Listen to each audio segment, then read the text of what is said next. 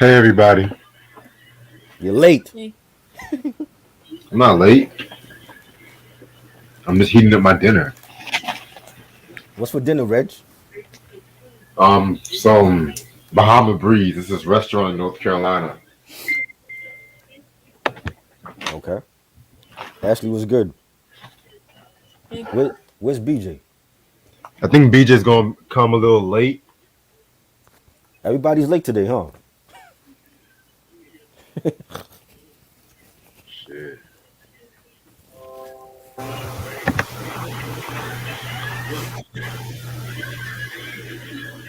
Yeah, I was downstairs handling some shit. Okay. But how's everyone's Sunday? Chilling. uh, Mike said he got that in Michigan. Oh yeah, y'all got Bahama Breeze. Oh, that's what's up. We don't got How that was here. work, Ash? it was a long day. Shit. I don't blame you. Had a long day myself too and shit. Actually about to start this review a little early and shit. Let me just try to clean up my bed. It's gonna be a long ass review. I forgot how long this album, like 17 songs for one disc, nigga. Oh wait, wasn't it like two originally? Yeah. You said what? Wasn't there Mhm. like originally two discs for this album? Yeah, it's a double. Yeah, it's a double album. Okay. Hold on, do I have the international version? Let me check. I think you do, Reg. No, I don't. You don't have that? No, wait, actually, hold on. The international version has the remixes No, Yeah. then I and don't, then. Gotham City. I don't know Oh why you. yeah.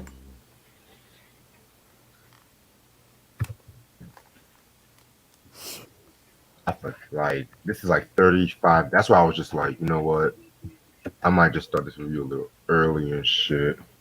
I'm just trying to pull up my notes and shit. Selena Johnson died. The singer. Yasiel Johnson. Who? He's a lot of Oh, people sample his music I and thought it was shit. Selena Johnson. Oh no. I'm like, shit. Not before I interview her. Not yet. Oh no.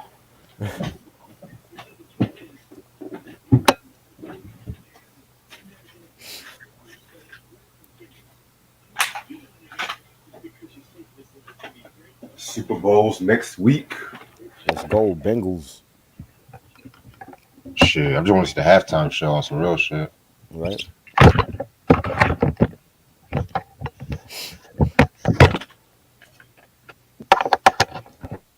Ready to start?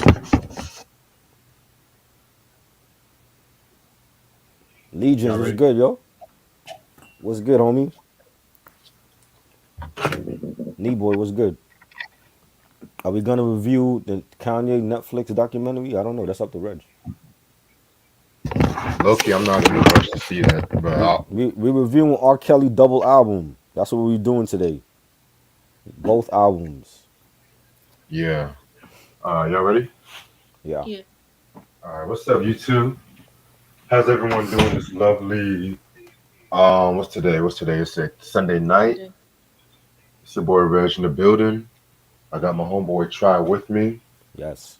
Got my homeboy Ash with my homegirl Ash with me. That's good. I got Eric in the coming in right now. What's good, Eric? Eric was good, yo. Yo, what's up, y'all? What's up? What up? Hey Long, Eric. long time. Yeah, hey, Ashley, long time no see. Yeah. Yeah. Usually I would start a review 20 minutes, but since we're reviewing this fucking 35 song album, I'm just like, let's just get this over with Mm. and shit, so we can all have time to show our pickups. But this is R. Kelly's third album, R. This came out on November 10th, 1998, on Jive Records. Um, Singles albums came out with was well, some of these were from soundtrack placements like I Believe I Can Fly. That was on the Yes. Space Jam soundtrack. Hmm. Gotham City. That was on the Batman and Robin Yep. soundtrack, which trash ass movie. Yeah. Half on a Baby. Yep. Home Alone. I'm Your Angel, which That was on the These Are the Times soundtrack. Wait, that was on that's Celine Dion's album. Yeah, yeah. Yep. But whatever on that. When a woman's fed up, did you ever think if I could turn back in the hands of time and only the loop can make me happy? Producers. He has a lot of different producers this time. Barry Hankinson, R. Kelly were like the executive producers, track masters, Corey Rooney, Huffy, Ron Lawrence, Stevie J, G1, Al West, and Devontae Swing. And guest appearances include Keith Murray, Cameron, Nari, Vega Cats, Jay Z, um, Tone, Foxy Brown, Crucial Conflict, Celine Dion, and Nas. Yeah. All right. So we talked about self-titled album, talked about love letters. So y'all should know who R. Kelly is. I've done a review on 12 Play a while back on the channel too. Um, a lot of y'all probably was like, expecting this review, but you know what? Fuck it and shit. So after the release of the self-titled album, he started like trying to work on more soundtrack placements. Like he did the I Believe I Can Fly, which that was like I think his biggest song in his career up to this point, It Yep. won him 3 Grammys and shit. He also did Freak Tonight for a Thin Line Between Love and Hate soundtrack. He did the I just mentioned this Gotham City. And he was also working with other artists as well too. And he signed like a contract to play professional basketball with the Atlantic City Seagulls and shit too. You know what I'm saying? Yep. I So remember that. yeah, and he was actually the first artist to play professional basketball. To be real with you and shit too. So that's something I didn't even know about. You know what I'm saying? Um, so around this time too, he was working with Sparkle because he also had his own label called Rockland, Yep. and Sparkle came out with her album in '90. I never heard that album. I actually have it. That was a good album. It's a good album. Yeah. I feel you on that. So yeah, man. So also let me check if I'm missing anything and shit. I think that's it. Like he was like producing, for people like Isley Brothers, Michael Jackson, doing remixes and shit too. So yeah, man. Then I forgot. 1996, he got married in '96 to Andrea Kelly, which you guys should know. That's like his former background dancer, She was she was on singer. Hollywood Wives. Yep, Yeah. Hmm. yep. So, no, of course, they're not together no more for obvious reasons. So I'm not even gonna go there. Gee, I wonder why. Yeah. All right. So, and then 1998, he dropped this album right here. I'm gonna keep it a buck with y'all. I felt like the album cover was kind of lazy in my opinion. Right? Because it was just like the 12 play album, but Yeah. he just The put silhouette. black and red. And he's not the only artist that does that shit, you know what I'm saying? But at the same time, oh yeah, you good, Eric. But at the same time and shit like that, I'm just like for a double album, you would expect something like grand Hmm. or shit like that too, But Right. that's probably like one of my biggest gripe of this album. So that's saying something. This is the last album he was bald, pretty much. And by the way, this is the first album I'm gonna show y'all my collection and shit, just to let y'all know. Oh yeah, that's why you just got it, right? Yeah, I literally just got this shit for $2. Oh Oh wow. wow. Yeah, that's the Lucky you. state. I had to pay like $28 for this. Jesus, you got it when it first came out, did you? Yes. God damn. Yeah. Yeah. Back when the double albums were expensive. Right. I remember them days. All Yeah. right, so just like liner notes and shit like that, Yeah. and then of course you have here the rest of his albums, which I know we do have to talk about Born in the '90s. I'm trying to actually get that album and stuff like that too. Yeah. So yeah, because I know, like I said, we already talked about self-titled. And I did 12 play a year ago, years ago, and shit. That was like one of my first reviews I've done and shit too. So yeah, all right, I'm gonna get my food downstairs and then we'll start this shit. All right. Sam said, I love this album a lot more than 12th Play. Wow. Okay. I never heard anyone say that. That's crazy.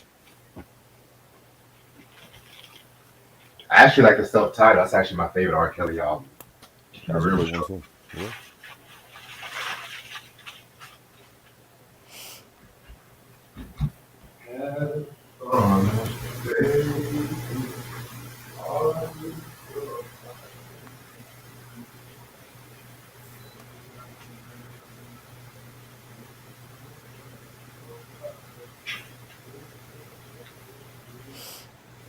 Yeah.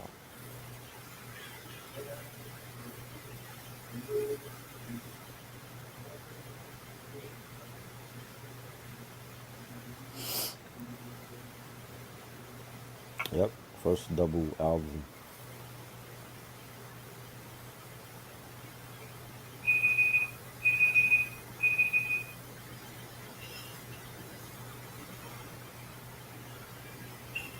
And this was dope, thanks.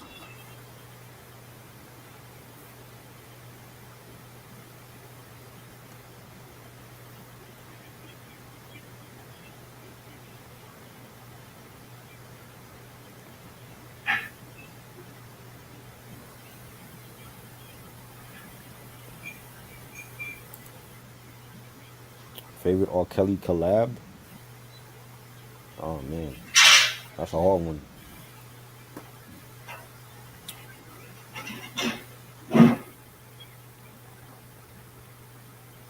I like the Wyclef Going to November remix with R. Kelly and Cannabis and Destiny Child.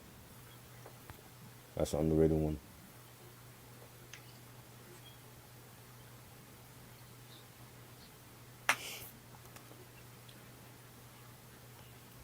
Y'all got any favorites?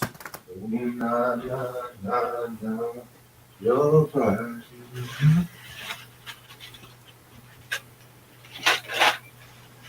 That song is stuck in my head, like no control. That's it. That's your song now? I mean, that's always been like one of my favorite R. Kelly songs. It's just like a beautiful arranged track and shit like that. The vocals, instrumentation. Right. All right, so Cruise it up. okay, what y'all talking about? Y'all just talking about R. Favorite Kelly? R. Kelly collab? Fucking You Tonight with Biggie. I see that a lot in the chat.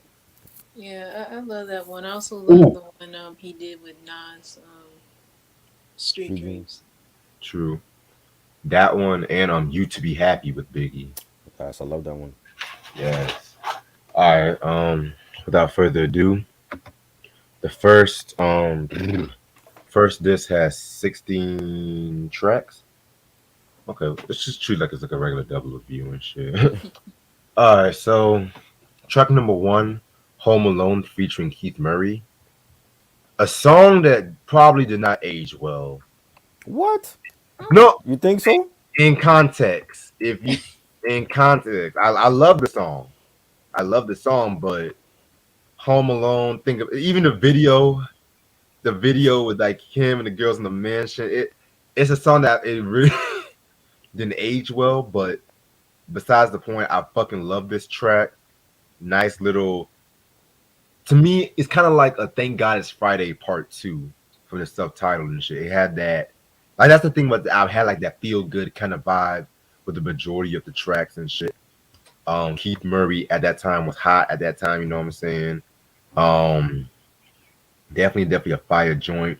I love that line when Keith said, "The lyrical genius with the R&B messiah and the roof resets on fire." Like he just went in on that fucking joint. That's the Keith Murray I like. Like 94 to 99 is my favorite years and shit. Everything else was just I love it. I think it's a banger. This is a club banger. That's what R. Kelly did. And the beat was dope. The bass line. And Keith Murray, one of my favorite lyricists. He killed it. You know, chilling at the house on the hill. You got to say ma like Johnny Gill. A rich girl, poor girl get the same respect. We can all drink for free and call the world collect. I love that, man. Like the way he started it off was just dope. And I would have never thought to put Keith Murray on a track with R. Kelly. It was just like, like that came out of nowhere. You know what I'm saying? right. That was dope. For him, that's probably like his biggest like chart topping collab. with R. Kelly, and I like the video. The video was like, they all having fun at the mansion, and that's what you would expect with a house party, and I thought it was great, man. And right off the bat, it's like he just, you pop in disc one, and you just have like a banger, and that set the tone for the whole album. Like no fucking intro, just Yes, straight I up. I think I'm gonna talk about that later because I do think he should have had that for the album. Okay, cool. Yeah, Home Alone definitely a great way to start the album. I love the track. I never watched the video, but I know my dad has this album, and I remember growing up, he used to play this song all the time. This is one of his favorites as well. Yes, yes, ma'am. All right, now we're gonna get into spending money, which is no kidding, produced by Sean Combs, Stevie J. So Hmm. spending money, so typical bad boyish kind of track. But I'm not gonna lie, that beat is fire, Yeah. and it definitely is like another celebratory kind of track. It kind of reminds me a little bit of Biggie's "I Love the Dough," just that soundscape kind of wise Hmm. and shit like that. I'm not even going. That's like one of my favorite tracks off Life After Death, man. Like him and Biggie, Angela Winbush on that chorus and stuff. But Yeah. back to spending money. Very very dope track. It's funny because that beat does kind of have like a track master's kind of feel to it. I'm not gonna lie. So Mhm. yeah, man, Stevie J did his thing on that one. Love it, love the beat, the bass line. I know Naughty by Nature used the same beat for I think Poverty's Paradise on that Oh wow, album. I forgot about that. Um, if it wasn't that one, it was 1989, but definitely a banger. One of my favorites.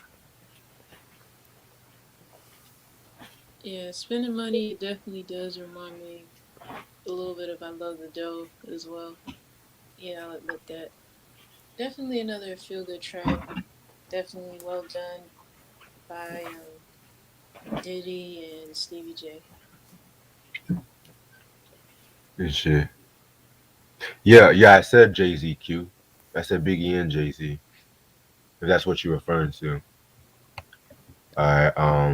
Track number three. If I'm with you. Um, this track was cool, pretty solid. I'm not gonna lie. He slowed it down a little bit, just talking with the female. So I fuck with it. Love it, man. Love the beat. Again, the bass line for this. You got Kelsey rapping and he's singing on this joint. Yes. And in the first verse, he's saying, I'm not the kind of guy to give you everything, but if you real, then you can get some ice in your rings. You and me straight to the crib, off the two of us, fireplace big as us. I loved his little flow on that, and that fit the track because I wasn't like really a fan of a lot of R&B singers trying to rap, but once in a while he did it, and it was good. So Right. Yeah, If I'm With You was pretty decent. I'll admit that. Even though it's not a favorite of mine, I can take it. Understandable and shit. is this the greatest double album? Yeah, I don't know. We'll see. I said CD Mm, wise to me. Yes. Maybe. Now. Your body, na na na na. Your body, na na na. Have fun, baby.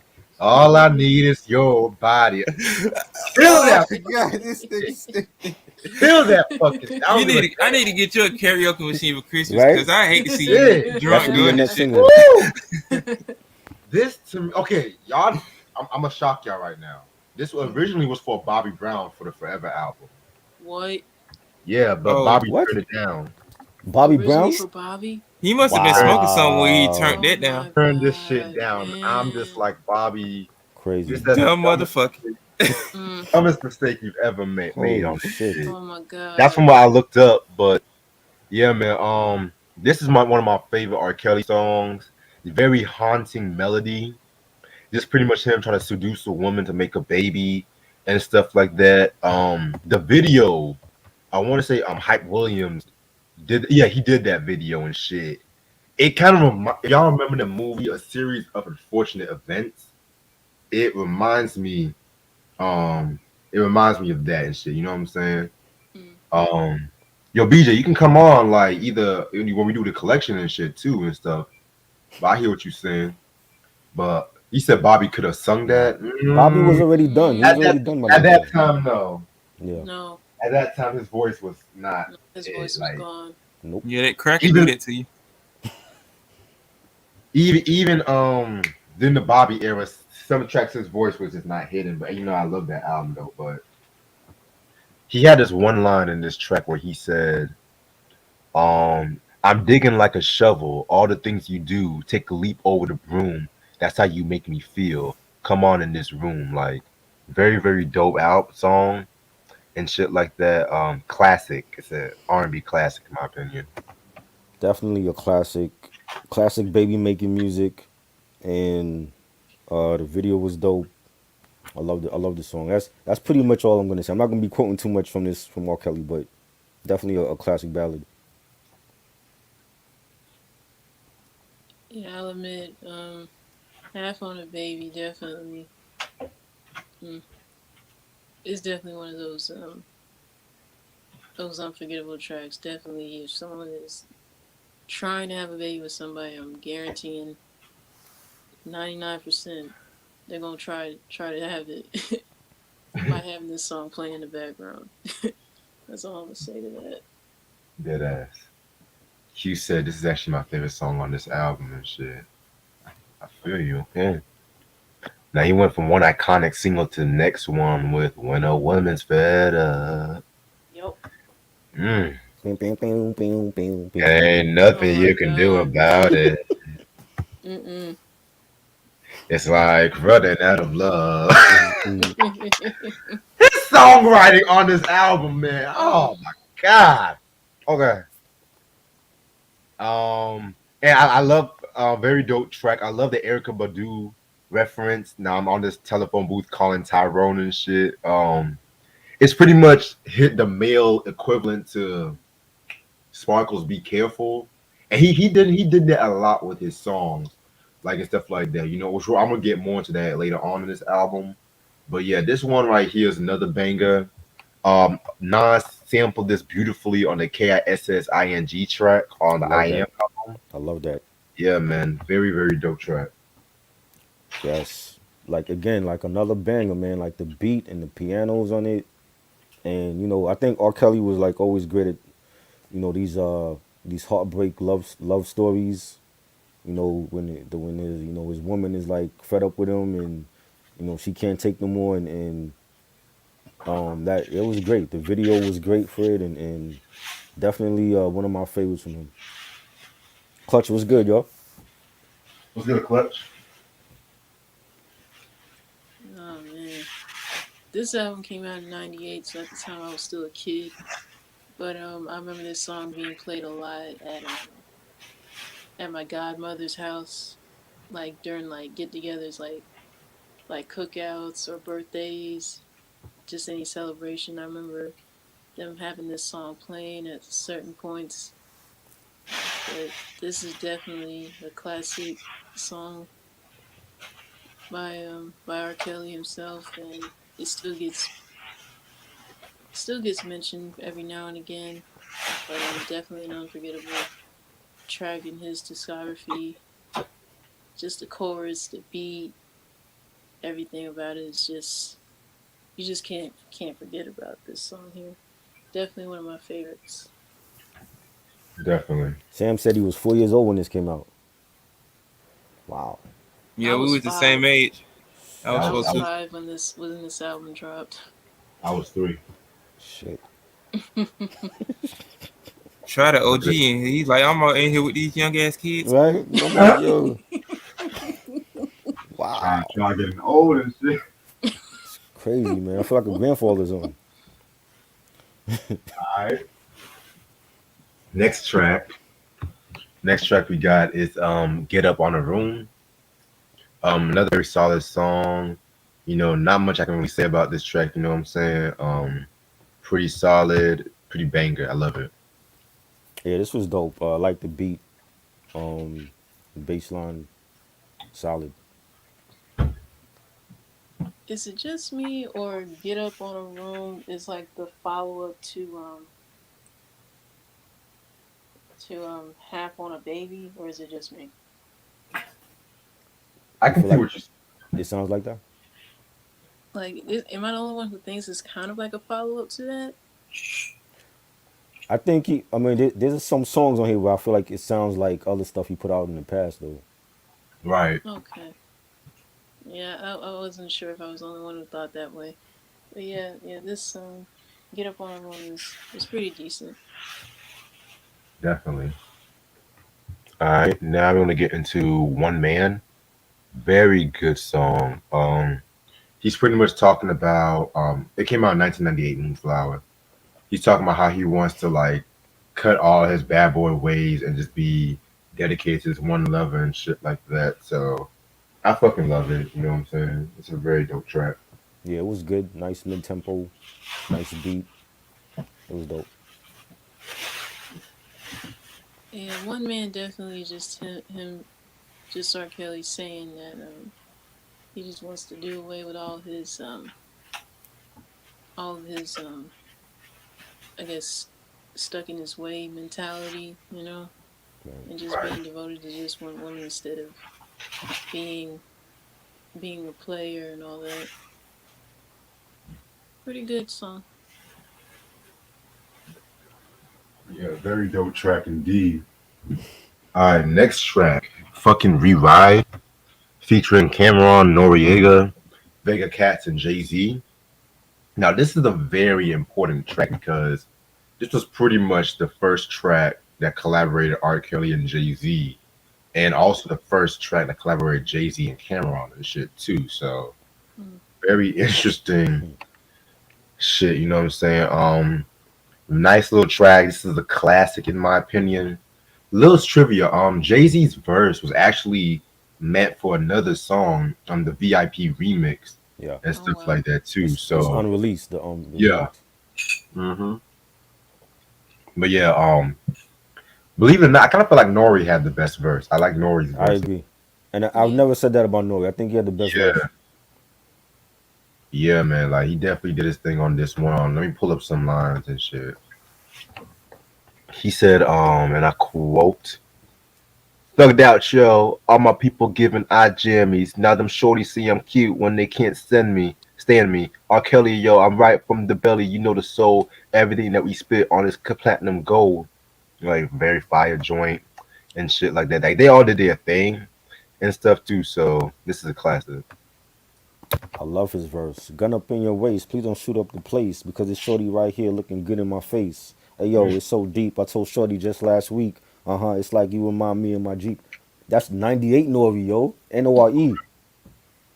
Classic, classic. I love the beat. And Jay Z verse was dope. It was okay. I think it was like because I heard it on the VIP remix, even though it was not released. So it really wasn't like anything new. Cameron's verse was okay. But it's not too many times I say like, yo, Nori had the best verse Right. on a posse joint. But this was dope. I like the beat. It's real melodic. You got R. Kelly on the chorus, and then like at the latter end of the track, he's singing. And it was cool. He needed a video for this. Mm. Yeah, I was surprised this wasn't a single and shit. Yeah, Yeah. Yeah. Yeah. We Ride is definitely one of my favorite tracks off this album. I remember playing this album sometime during my last year of high school, and I immediately fell in love with this track, and I had this song on repeat a lot. But yeah, very impressed by the lineup here. But I feel that yeah, Jay Z's verse was okay, and Noriega, his was definitely the best out of everyone. And then you have R. Kelly with the chorus, and it was just a pretty dope song. I'm surprised this wasn't a single either. Let alone, I wish they would have had a video for it. Would have been dope. yeah. Right. All right. Next track, the opera. Oh my god. Oh Jesus. This is okay. I consider this the precursor to like Trapped in the Closet Right. and shit like Long that. before Trapped in the Closet. Long before. Excuse me. Didn't really care for this. I felt like it was needed. It wasn't needed Mm-mm. whatsoever. Well, when I saw him in '94 on the 12th play tour, like he actually sang opera, so I wasn't surprised, and he can do it because he has that type of voice. Mm. I don't think it was needed. I don't know. I don't think it was needed on here. I think like when you have double albums, sometimes you're gonna have artists that they're gonna experiment with something out of left field, and I think Right. that's what he did with this. It really wasn't. It wasn't a real song, but you know, I don't think it was needed on here. But he can do it. He has the voice to do opera. Mm. Mm. But All right. I'm gonna get my thoughts on this. I really feel like this was unnecessary. To be honest, I did not care for this not one bit. Yeah, I I'm could not have mad done at you. without the opera track. I'm not mad at you about that, sis. All right. Now we're gonna get into the interview. This was like another little short track. Mm, Just him being interviewed and stuff like that. You know what I'm saying? yeah. Um, there's this one line where he says, "What turns me on, you and all these lovely honeys here tonight?" And then she's like, "Oh, is that right?" And he said, "Well, do they make you happy?" And he's like, "Yeah, they make me happy and shit too." So I guess he's talking about his fans and stuff like that. His career. So nothing really to it. It's a little skit. I didn't like it. Looking back on the interview now, it's like, what was he trying to tell us? You know what I'm saying? With everything that happened, it's like I don't even think people should listen to it because it's just, you know what I'm saying? I can make you think about what he was doing at that time, but I Mm. don't think, if anything, if you're gonna do like an interview skit, that could have been like the outro to one of the Right. discs on the album. You know what I'm saying? I didn't really care for it being in the middle part of the of disc one. Yeah, I have to agree with Try with that on this one because yeah, for the interview skit, I mean, just the fact with like everything that's going on now and him going to be facing sentencing this year sometime. It's just like it kind of has me thinking about what was he doing back in '98. Right. You feel like Yeah. R. Kelly is the equivalent of Freddie Mercury? Where? What? I don't. Where you see the Who comparison? said that? He said vocally. Vocally, nah. R. Kelly had Vocally? a stronger No, voice. no, I don't Who the see hell it. said that? That's what I want to know. Ronnie, what are you smoking tonight? Oh my Y'all god, smoking that man. KC pack or something? What y'all thinking of, man? Shit. Anyway, only the loot can make me happy featuring Tone. Um, it uses the Surface Happy sample. Mhm. It's okay, you know what I'm saying. It did the job done. I'm not the biggest Surface fan like that. I'm gonna keep it a buck. I feel like that sample was used right when Coogee Rap used it on Fast Life, but even with that, so I'm not really the biggest fan of that song like that, like I much back in the day. But just talking about niggas getting money and stuff like that too. So it's alright. Yeah, this is one of those braggadocio tracks. I actually have that Surface Happy joint on vinyl. I love that song. I like the sample. I like the way that he used the sample, and you got him and Red Hot Lover Tone from the Trackmasters rhyming on the beat. And Kels is saying, we used to use the streets for our football field. In church, free lunch was our only meal. But now we push whips with Lorenzo wheels, living it up in Beverly Hills. So I like this little flow. And then he started singing, and he had Tone drop a little verse on it, and it was dope. Yeah, I wasn't too sure how the Surface sample was going to be used on this track, but I'll admit they done it the right way. Only the Loot Can Make Me Happy was definitely a good track. I'll admit. Yeah. Next track, Don't Put Me Out. Um, it's decent. I wasn't really too big on this track either and Mm. stuff too. I liked it. Nice beat, mid tempo track. It was solid. Yeah, I like Don't Put Me Out. It was pretty Yeah. decent. Yeah. All right. Next one is Suicide. Very underrated track.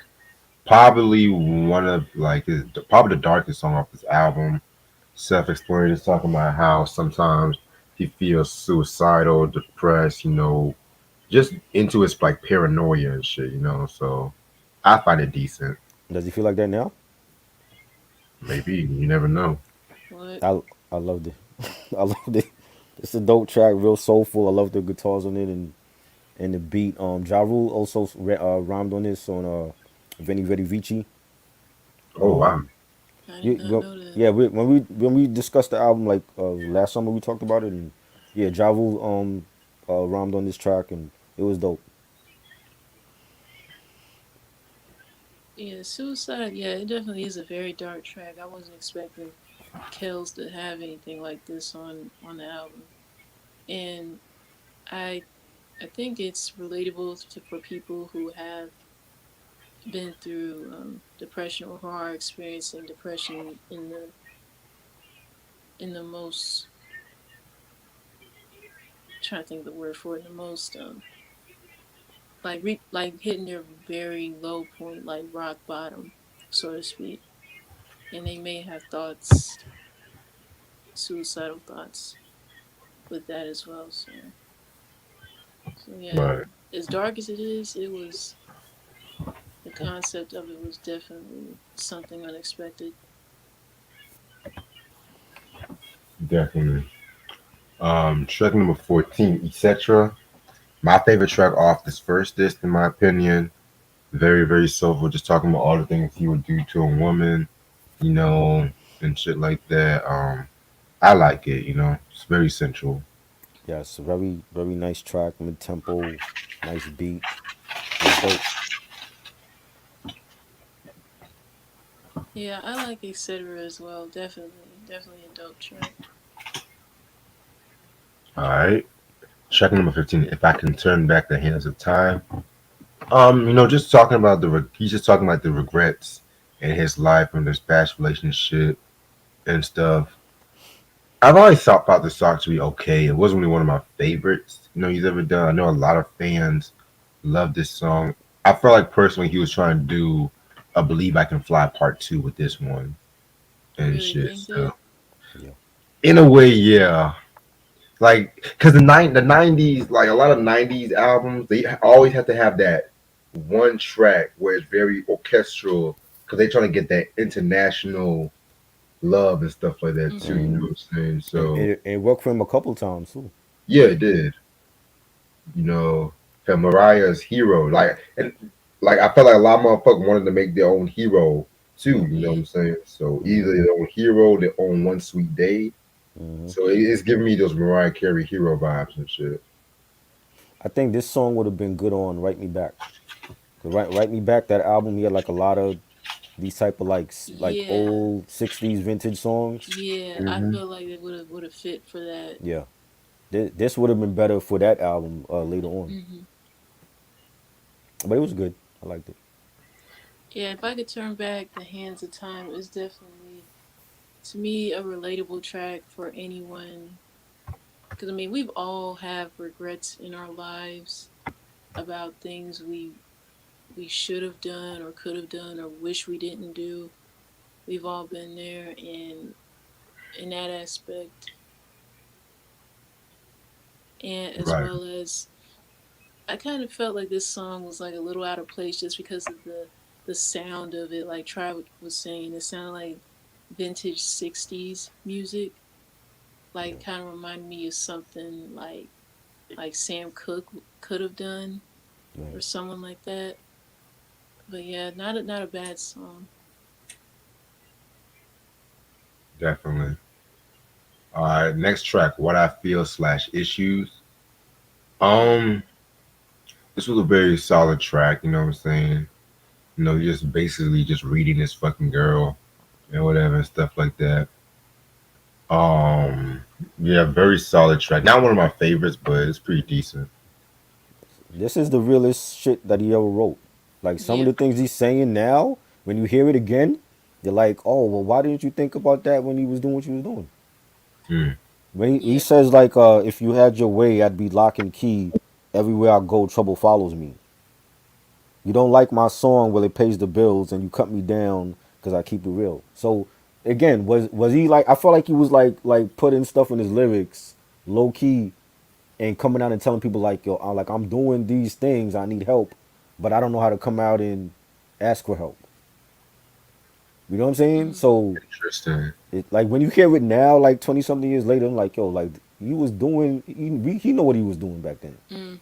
He was in denial, you know. Yeah, That's what real I putting feel slash issues definitely is a very solid song. But yeah, it does kind of have me thinking like with all the stuff that he did do, it's kind of like was he like foreshadowing everything that he knew was gonna happen to him or something like that. Right. That's what I got out of it.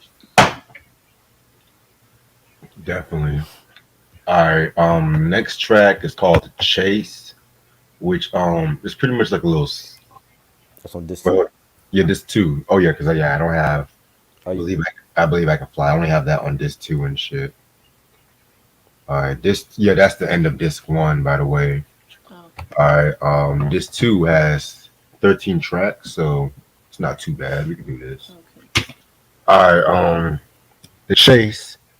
That's the first track and shit like that.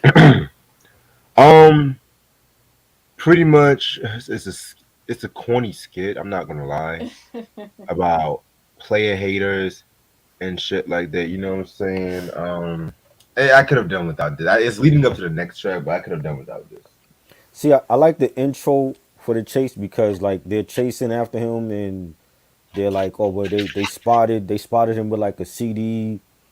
Yeah, and I think that should have been the intro to the album. That should have been the album intro, because most double albums they have a intro, and he didn't Right. have no intro. He didn't have no intro for disc one, and then when disc two comes on, you have like the chase, and I feel like, well, why couldn't this been the intro for the whole album? You know what I'm saying? So I didn't understand that. You have like dogs barking, and the phone is ringing, and it's like a whole bunch of cops, chasing R. Kelly, and so I just felt like the intro, this intro could have been on this one. I see your Honestly, I point. could have done without the chase intro. I felt like it was clearly unnecessary and just should not have been on this album. Yeah, I definitely agree with Ashley on that. Sure. And then next track, VIP. Just a club banger. Just talking about motherfuckers that's hating on him and shit like that. Just says fuck you to the haters. This was produced by him and Devontae Swing of Jodeci fame, and he Okay. samples the Alone track from Jodeci and shit too. So Yeah. very very dope track. I love it. I was saying it sounded like a Devontae track, with the auto tune, the early auto tune in it, and I love the beat. I love the drums, and the remix is totally different. Like when you hear the remix, it's more it's a totally different like melody and beat compared to the original one. It's like the original is like more darker. Right. But I love it. You know what I'm saying? And he's rapping on this also, and he's saying, I know you haters want to come to Rockland's party, but you can't get in unless you VIP. And I love the chorus for that. And yeah, that should have been really how you start off part two. You know what I'm saying? Like you just take the chase off and then you put it on disc one, and then VIP should have been like the lead off track. But I like it though. Yeah, even though VIP isn't a favorite of mine off this album, I'll admit it was pretty decent. I wasn't expecting Kells to sample the Jodeci song alone, to be honest. I had no idea. It was a pretty decent track. Definitely. All right. Next track. Did you ever think? This one was okay. Really wasn't really too keen on this one like that. So that was decent. Love it. I think it's a banger. I love the remix with Nas, the video version. That was dope too. Yeah, I forgot. That Uh, version was better. That the beat was dope. The strings on it is one of my favorites on this album. Yeah, I liked Did You Ever Think? It was pretty dope, very catchy, very upbeat, you know. Yeah. Yeah, Yeah, but even though I never listened to the remix, this is one of my favorite tracks off this part of the album. highly agree with you on that. Track number 20, Dollar Bill, featuring Foxy Brown. Mm, I love the track masters, but this has but got to be one of the worst beats I've heard from them in my life. Wow.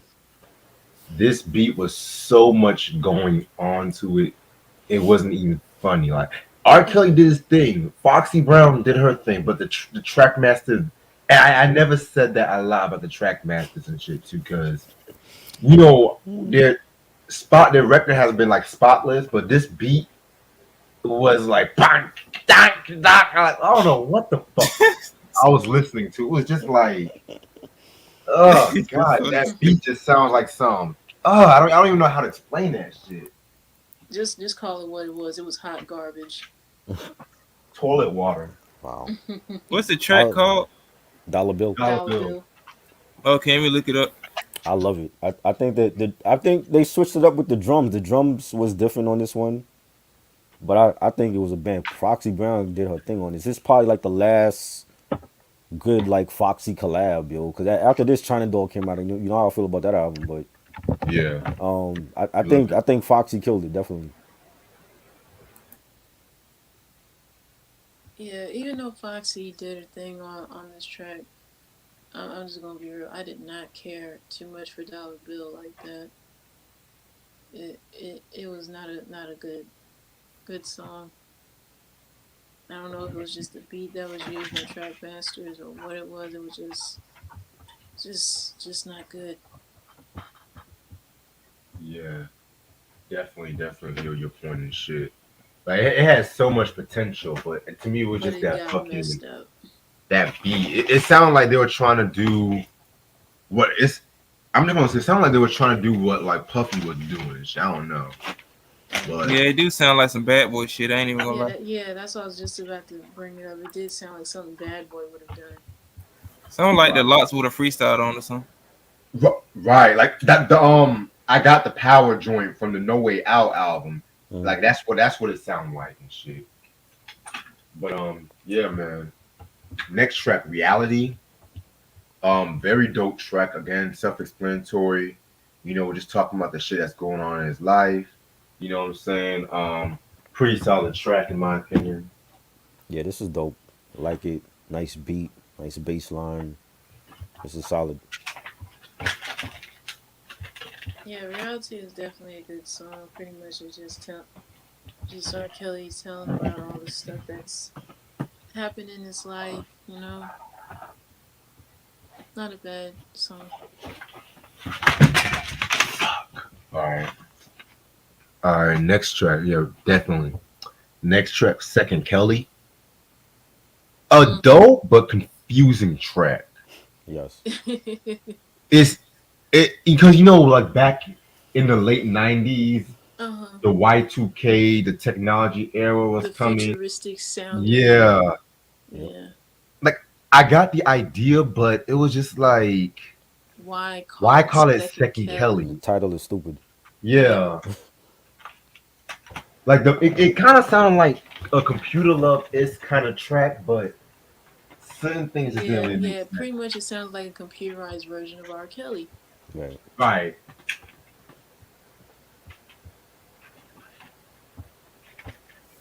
Yeah, that's all I had to say on I that. mean, again, I think now this song you could have used for the outro for the album because when in the chorus, like he's naming his different songs, bump and grind and sex me and your body's calling and all that. This should have been the outro for the album, not like the a full song or at least use it for like an interlude. But I think the title was stupid and it was confusing with the whole, him being a computer and all that, and I didn't understand that. I'm like, what is the meaning of this track? Like, what does it mean? Nigga, You know what I what are mean? you doing? Yeah, you Yeah. know what I'm saying. So I didn't understand it. I just felt like that should have been the outro. I'll admit admit I was confused about Second Kelly as well because I'm like, where was he going with this? What was he thinking? What made him think this was something something good? Because honestly, the whole time it was just me hearing him in a computerized robotic voice, so to speak, and I was like confused about what was he getting at with this song, and I feel like it was one of those tracks that to me is like out of place because like what concept are you going with for this album? Like what are you trying to do with it? And that just threw me off. Right. It's no secret. I kind of prefer the first disc over the second disc and Yeah, shit. that's I was just about to say the same thing. Mm-hmm. Because I just felt like the second disc, he was trying to get a bit too Yeah, it was just experimental. all over the place. Right. But I'll give my full thoughts after I finish. But next track, Ghetto Queen featuring Crucial Conflict, Try's favorite group. Yeah, for those who don't know who Crucial Conflict, they were like a Midwest group that was part of the whole. Well, they had that whole tongue twisty kind of thing. They got compared to Bone Thugs, but they kind of had a beef with Bone Thugs. They were known for songs like "Hey" and "Desperado." Their first album, The Final Six, I fuck with that. That's probably like the only album I liked from them because the second album was cool, but it kind of had a bit filler. But with this track, oh yeah, it did appear on the Good Side Bad Side album. Yeah, I forgot about to mention that. But this track, it was he was trying to do like I said, it was both of them were from Chicago, so I got it. I mean, it was pretty different, but it was decent at the same time. Like I said, I'm not the biggest Crucial Conflict fan like that, but I kept felt like it should just stay on Crucial Conflict's album and shit. That's all I gotta say. Well, why not get the other person that's from Chicago, Twister? Twister. He would have killed it. Yeah. Yeah, that's true, but at the same time, Twister wasn't really like the popular thing because like Adrenaline Rush was like he was just really breaking out with that one, but then once the fucking Kamikaze album came out, it was a rap. That was like his mainstream breakthrough. If that makes sense. I like the beat, but it reminded me too much of Bone Thugs. They sound like Bone Thugs on this track. Yeah, You know what I'm saying? Like even with like the call and response thing that they do on the track, they sound like Bone Thugs on here. You know what I'm saying? I think that's what always turned me off about them. But Twister would have sounded good on here. Bone would have sounded good on here. It was a dope beat though, and he could have released this as a single. I mean, he dropped like 9 singles from this whole double album. You know what I'm saying? Like this would have been like one of those songs where you coming from R&B and you introducing a Midwest rap group to mainstream America. That would have been a good look on his part to me. definitely. Yeah, I'm not too familiar with Crucial Conflict, but Ghetto Queen, the song, it was pretty decent. I'm surprised he didn't push this further to make it a single. Not a bad track. Yeah, definitely hear your point about that. All right, next track, Down Low, Double Life. So when I first read the title, I thought it was pretty much a sequel. So it was pretty much a sequel to the Down Low track from the self-titled album Hmm. and shit like that. But from what I looked up, it was pretty much the male's perspective on the Changing Faces song, the Get Out track, part one and part two. Pretty cool song by the way. Yeah, And shit. And R. Kelly, he produced both of those tracks too. This one and that one and shit too. So this one was pretty good. I like it for what it is and shit. Fuck with it. it was good. I didn't know it was a sequel to Get Out song. If that's the case, Change Your Faces should have been on it. Right. They could have been like the feature, the special guest on here, and I love the beat and the pianos, and it was dope. But I think if this was a sequel to their song, why not have them be on the song? You know, Yeah, I had no idea this was a sequel to Get Out by Changing Faces either. So that's news to me. It would have made more sense to have them on this song, you know? Right. Yeah, because I think it would have made it more better, made it stand out more. Definitely. I definitely hear your point and shit like that. Cause I think the second album got like it didn't do commercially as well as the first album from what I read. Oh, That And was that was a big so hit. That was a big hit for them though. That Ghetto UT. yeah. Yeah. mm-hmm. What's up, hip hop rap XP review? What's up? Um, next is looking for love. This one right here was pretty cool, self-explanatory. You know, just talking about looking for love and shit like that. You know what I'm saying? Just okay, decent. Yeah, it was dope. Dope ballad, nice pianos, nice beat. I did not care too much for Looking for Love. Least favorite off this album. Yeah, I can't get mad at you about that. Shoot. Next track, dancing with a rich man. Um, this one kind of had like a Latin flavor to it and shit like that. Mm, Again, decent.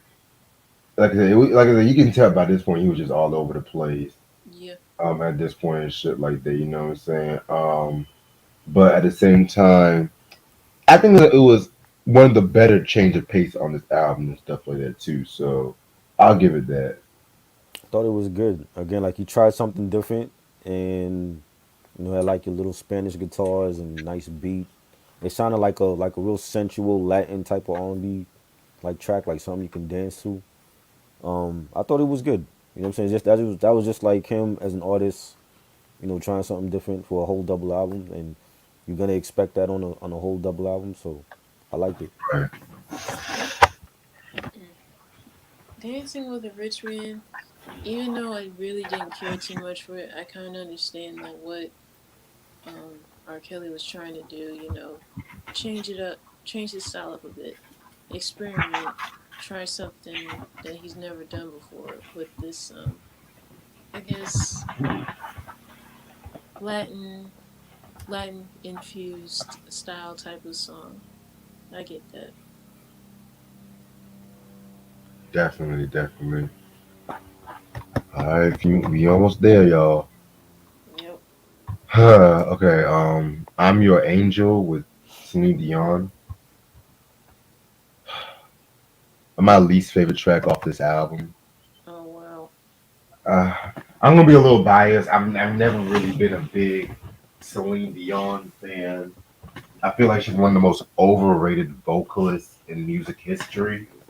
Really. I might be pissing off a lot of people, but her voice never really did anything for me.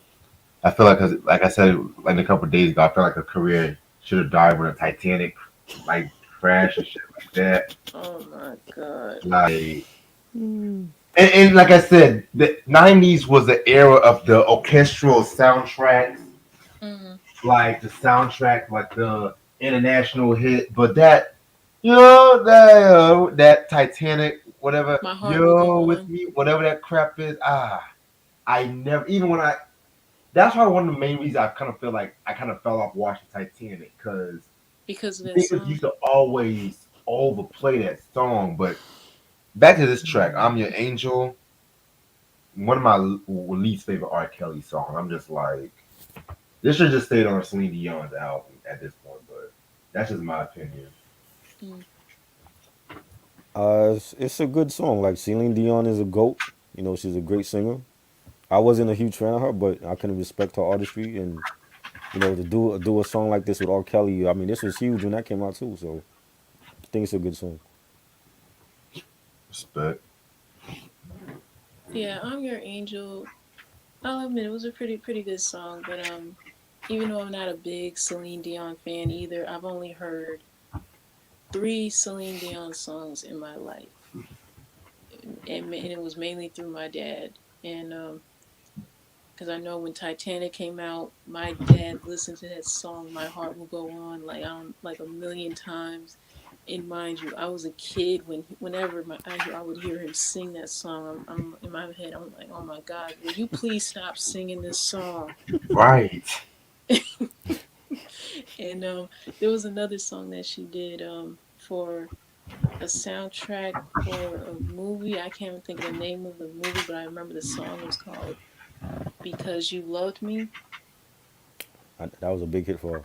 Yeah, yeah, that's what it was. I know my dad would sing that Hmm. because he had that song on a mixtape he made, and I remember hearing that. That one, that Whew. one was pretty good too. I'll admit that I can listen to that and "I'm Your Angel" every now and again, but "My Heart Will Go On." I cannot, still to this day, I cannot take that song. Right. All right, man. I just feel like all her music sounds the same, man. And maybe it's just me and shit, but it's Yeah, I've just never listened to a full on Celine Dion album. mm, give me Shania Twain any day and shit, man. Mm, Um, Now I'm gonna get into "Money Makes the World Go Round" featuring Nas. To mm-hmm. my opinion, my favorite track off the whole album. You know what I'm saying? Like a nice feel kind of track. Like yeah, not just this whole second is my like dead as a whole fucking album, my favorite track. Nas and R. Kelly just a nice little collaboration. That should have been the original Best of Both Worlds. Like imagine that produced with Trackmasters beats and shit like that. That would have been fire. But we got what we got with the Jay Z album and shit. But um, yeah, man, very dope song and shit like that. I kind of like their collaboration here than on Street Dreams remix, even though I love the Street Dreams remix and shit. So yeah, I thought it was dope. The beat was fire. You got like the women singing on the chorus, and Nas Nas had a nice verse. He said, for those who lived the way that I lived, we came a long way from wiping coal out of eyelids to rap's hottest." I thought he had a decent verse, and it was good. I don't know if I think in hindsight, if he did a best of both worlds with R. Kelly, he probably would have regretted it now, looking back at everything that happened. So oh man, I don't know. Like I like the Nas and Damian Marley album. I thought that was a great collab album. So oh yeah,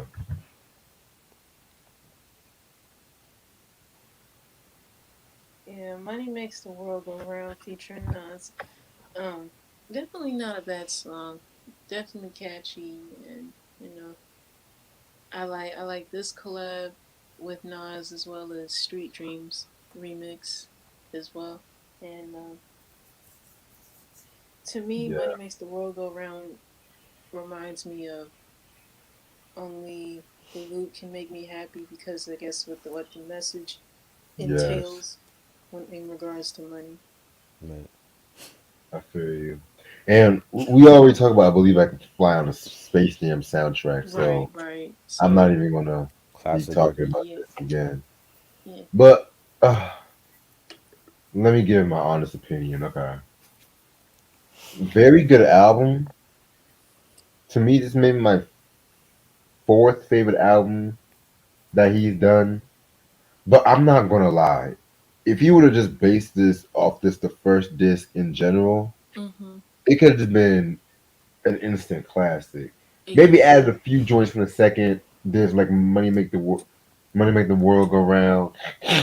Mm, excuse me, I'm sorry about that. "Money Make the World Go Round" and shit like that. But the second disc, you can tell he was trying to go a bit too experimental. Mm-hmm. Even the first disc too. But it's still a good album. Like it's still a classic album by many. I Mm-hmm. would give this a 4 out of 5 in my opinion and shit like that.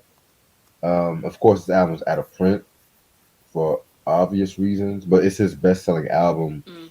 to date and stuff, and got him a few awards. He got the Sammy Davis Entertainer of the Year award. He won the Best R&B Soul album. All this from the Soul Train Awards, by the way. He was nominated for a few Grammys for When a Woman's Fed Up, I'm Your Angel, and stuff like that. I wonder who won those years, man. But I'm too lazy to pull them up right now. But fuck it. But yeah, phone mics. That's all I gotta say. I think this album is great, great production. He had 9 big hits on this album. The features were great. He didn't, and I like the fact that he can hold down a whole double album and not, log jam the whole album with features like we see like with a lot of other artists. Hmm. And I think it was great. I think the only I saw Q say something about what artists he could have worked with on this album. There's 2 artists he could have worked with, Big Pun and DMX could have been on Mm. this album. Mm. But this was '98 when they both came out, and I felt like I could hear Big Pun on the We Ride track, Oh yes. and Yeah. I think those two should have been on the album. I Even though he came out with 9 songs, there's some other songs I felt like could have been singles, like Dollar Bill with Foxy Brown, Money Makes the World Go Round. Even a video for We Ride would have been good. But other than that, I think it was a solid double album. Still, to me, I think this is the best R&B double album ever. I don't think none of Chris Brown's double or triple albums is fucking with it. Oh God. Um, top 5 to me. Like I'm putting it right there with All Eyes on Me and All the War, Wu Tang Forever. It's that great. So I'm giving it 5 mics. Mm. It's been years since I've listened to the R album. I'll admit this one is way better than this too. That's just my opinion. For him to have 9 singles off this double disc album speaks volumes to what R. Kelly was able to do at that time. And there were a few issues I've had listening to part 2 of this album. To me, I felt like it was all over the place. I know he was experimenting and trying new stuff, but some stuff I could have done without. Other stuff was either pretty good or decent. Like I was able to listen to "Money Makes the World Go Round," "I'm Your Angel," I believe I can fly, and "Did You Ever Think?"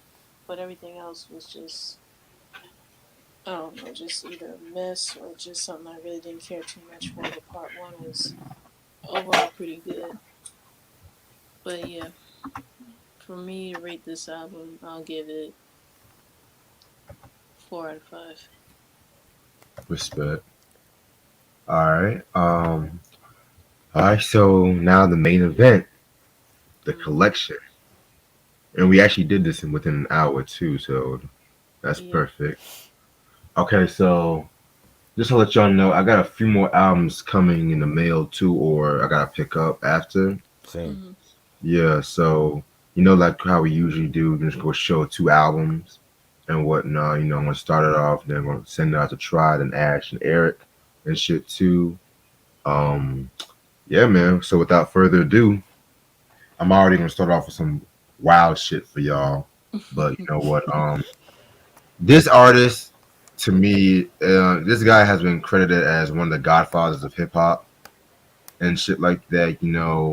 He's pretty much like a parody artist. Th- Some of these albums are kind of like blind buys, but I've heard the artist, and it's Blowfly with Porno Freak for immature adults only. Um, this came out in 1981. I know you guys thinking, what the fuck? You already on Yeah, some that's a wild crazy shit. ass What the hell title. that is? Already on Yeah. some like the first Yeah. album and shit. But I like to pick my album just randomly and shit like that. So for those who don't know who Blowfly is, he is like one of the original influences when it comes to hip hop and stuff. He's like a funk artist that produced for Sam and Dave, Betty White. To put it bluntly, he's like the male equivalent to Millie Jackson. So if you guys know about Millie Jackson and shit like that, then this should be no surprise for you. He passed away a couple of years ago, so rest in peace to him. Like I said, this was like a blind buy. I got it when I was at this like CD convention, I think about a month and a half ago or whatever. Yeah, it was like about a month ago and shit. And this motherfucker had his. I have two of his albums that was sealed up. I look at myself like, yo, that's a blow. I never seen the Blowfire album in stores like that. So he pretty much said you can have it. He gave me a discount. So I forgot his name, but whoever, whatever his name is, shout out to you and shit like that. But yeah, man, it's just certain songs like "The Girl Wants to Fuck," "The Fuck the Boss." I mean, it's only six songs, but one of them is an instrumental. So yeah, man. If you guys are if in like some of the early shit like this is a must have in your collection. Of course, this album's out of print, so if y'all can find this album, then check this out. If you guys like the Triple X kind of shit, so this is Blowfire Porno Freak, released in 1981. All right, let me see if I can get a vinyl this time.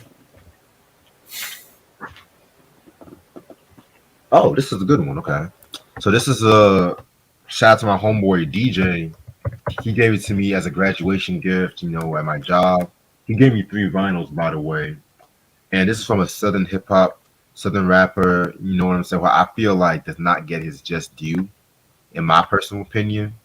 And it's Big Crit with his second album, I got that. Cadillac, That's a good one. released on 2014. A very, very dope album. I remember when this album first came out too. He had that song Country Shit, which that was a big, big song back like 2013, 2012, one of them years and shit. So he was just dropping mixtape after mixtape. Very, very dope album. His singles was Pay Attention, Cadillactica, and Soul Food. Um, I'm not gonna lie, me just listen to this album, but I remember certain tracks like King of the South was pretty good. And he produced most of this album too. So yeah, man, that's very dope. Yeah, man, Big Crit Cadillactica, released in 2014. A must have in your collection. Thank you, DJ, for this one. Have you done a review on that? I never done a review on See, Big Crit. now we could do it. Now we could do you could do that. 'Cause I have the CD for that. Perfect. That's dope. Perfect. By the way, I finished the review so I can smoke in a little bit. So yeah. I said I was gonna smoke during the review, so All right. I got now this artist. I got his other greatest hits, and I didn't realize that he had two different greatest hits. With like, but one has more songs than the other one. So this is Rick James, the Motown greatest hits edition. Oh wow. It ooh. has this one has 9 songs, but the definitive collection has 17 songs. So get that one. Mm. But I Let me think see that one is out of huh? let me see that cover. I'm sorry. The Motown I greatest never hits. seen that. Wow. I never Yeah, did either. yeah. It has 9 songs in it. The 9 greatest hits. I don't know why it's only 9, but the definitive collection has 17. So get that one because that one has standing on the top with him and the Temptations, and it Oh, has Yes. like all of his other stuff. This one only has like the stuff from like the Street Songs album. Of You know, course. give it to me, baby, and Super Freak, and Mary Jane, Ebony Eyes. So yeah, but this one is good. But get the definitive collection. 'Cause that one has the complete all his hits on that one. And I got from Reg, and this one I actually had on cassette back in the day. And I know it's super out of print. It's Bobby Brown's remix album. Didn't Mm. you know it? oh, Love this album. But the dude that Reg got it from, y'all see the back cover. It's like fucking cut. Like he cut it. Fucking bit that shit, like nigga. $150 that Like he motherfucker. just Yeah, I trimmed that. He see it. just trimmed that shit on the edge, yo. I'm like, yo. what in the But world? it plays great though. So I'm happy to have it, man. Thanks, Reg. Anytime, boss.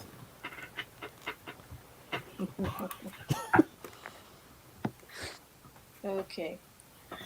Okay, a Oof. couple of stuff in my collection. I got some stuff from the same artist. So, of course, I have some of those, but I'll probably just show whatever ones I do have from that particular artist. But I'm gonna start out with some soundtracks that I've been wanting to get my hands on for a minute.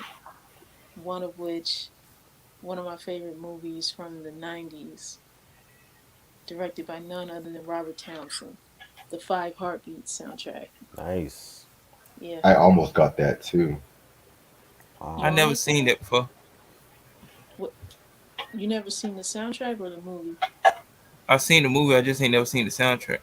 Okay, okay. Well, it has 10 songs. They got A Heart is a House for Love by the Dells. We Mm. haven't finished yet. Nights Like This by After Seven. Bring Back the Days. Baby Stop Running Around. In the Middle. Nothing But Love. Are You Ready for Me? Stay in My Corner. And I Feel Like Going On. That's the track Dope. listing for the Five Heartbeats. And another soundtrack I've got my hands on is a mini series also from the early 90s that, of course, I'm pretty sure all of us have seen numerous times. None other than The Jacksons and American Dream. Nice. Dope. Hmm.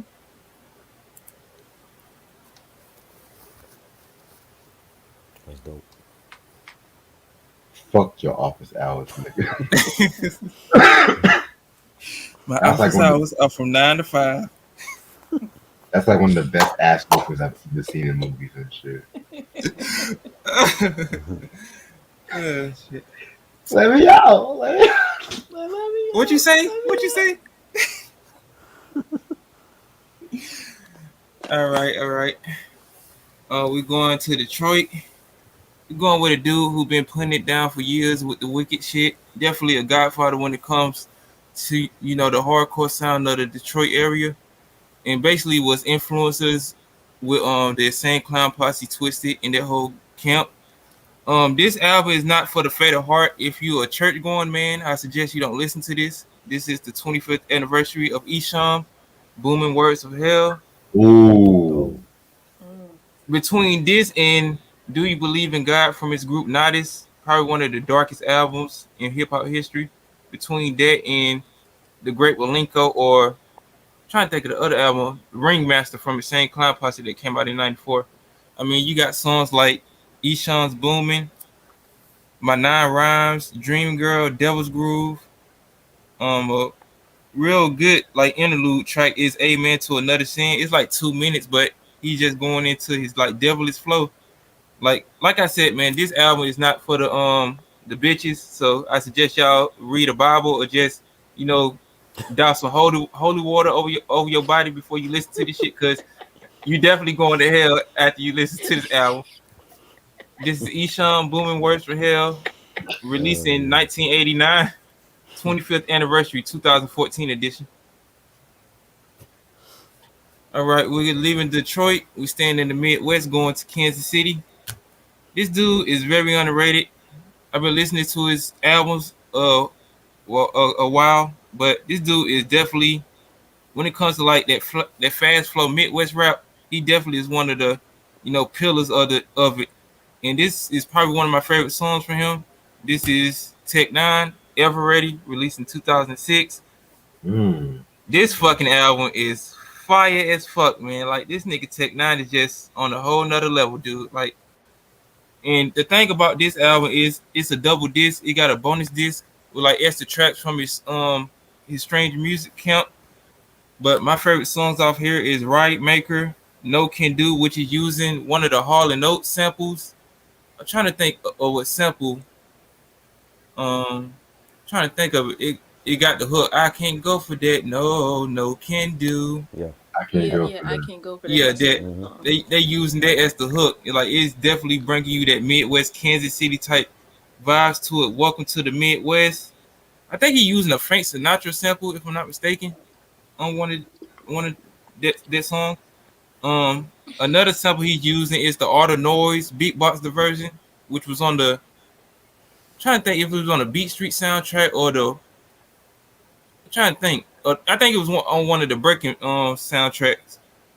But yeah, besides that, very underrated albums when it comes to Midwest music. I really don't hear a lot of people give Tech Nine his credit, especially with him contributing to like the real fast flowing MCing of hip hop. So that was Tech Nine Ever Ready, released in 2006.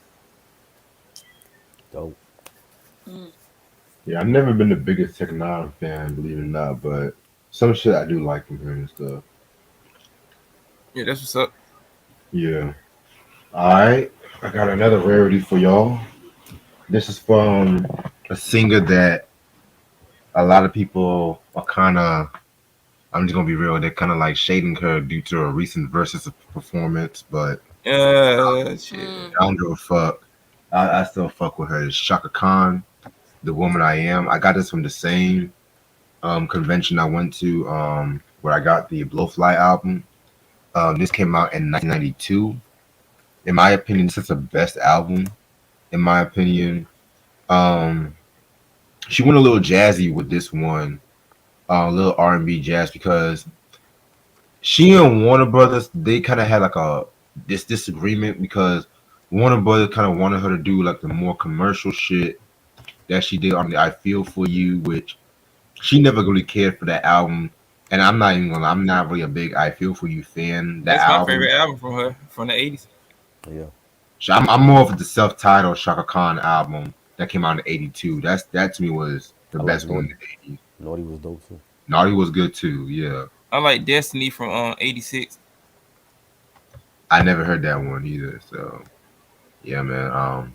So yeah, this one came out in 1992. This was a tribute to Miles Davis. She was cool with Miles Davis, and he had passed away the year before. I think he had like throat cancer or some shit Mm. like that. Yeah, rest in peace. And yeah, this was a very dope album. It actually got her a Grammy for best R&B vocal performance. It was known for singles like "Love You All My Lifetime," "You Make the Story Right," "Give Me All," "The Woman I Am," "I Want," and "Don't Look at Me That Way," and shit like that. Very very dope album and shit.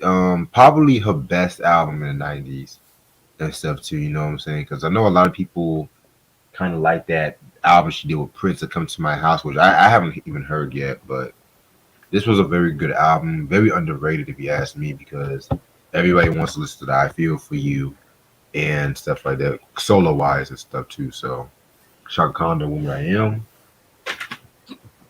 All right, we get another CD. Let me get a good one, man. Shit.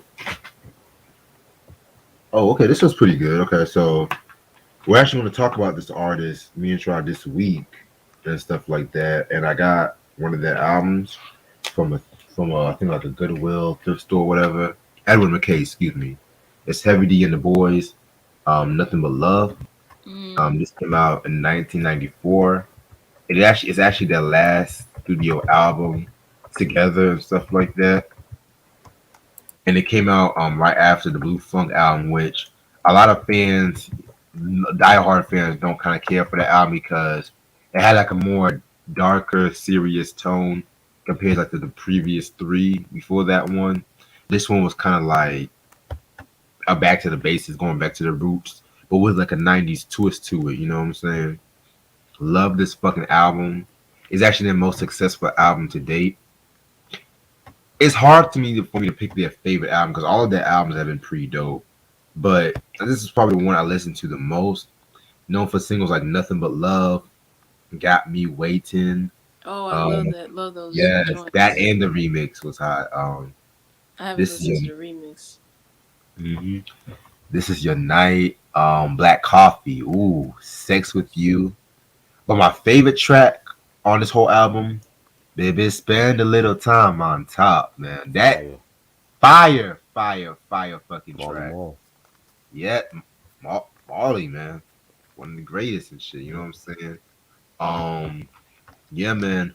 But like I said, this was a very good album, the last album that they've done together because Heavy pretty much went solo. Well, because at that time he was the president of Uptown, like around '95, and then he went solo. He did the solo albums. He brought Tamia on and Yeah. shit. So yeah, man. Rest in peace to Heavy D, and rest in peace to Trouble T. Roy, by the way. Yeah. All right. This album I got from Reg again, and I know he don't like this group for whatever reason. And What? this is one of those albums that when it came out in '93, like I was bumping, summer '93 along with like Black Sunday from Cypress Hill and LL Cool J 14 Shots to the Dome. So I like it. Reg don't like it, and he was like, since he don't like it, he sent it to me. Crisscross the Bomb. I love it. Some of the best Jermaine Dupri production. To me, I think this is the best Crisscross album. I think as far as sales, it wasn't great like the first one, but production wise, I think he was on point. When you hear joints like the Bomb with the Brat first appearance on the record, and you got I'm Real, that was the second single. All Right with Super Cat, that was the first single. The whole album to me is fire. They actually have on which one it was, A Lot to Live For. That was like they took part. This is like a little sample from the Different World episode with them and Kadeem Hardison. Yeah. I think it's a great album. So, Crisscross the Bomb, and I got some stuff from Eric. The first one is D12 Purple Pills CD single. I love it.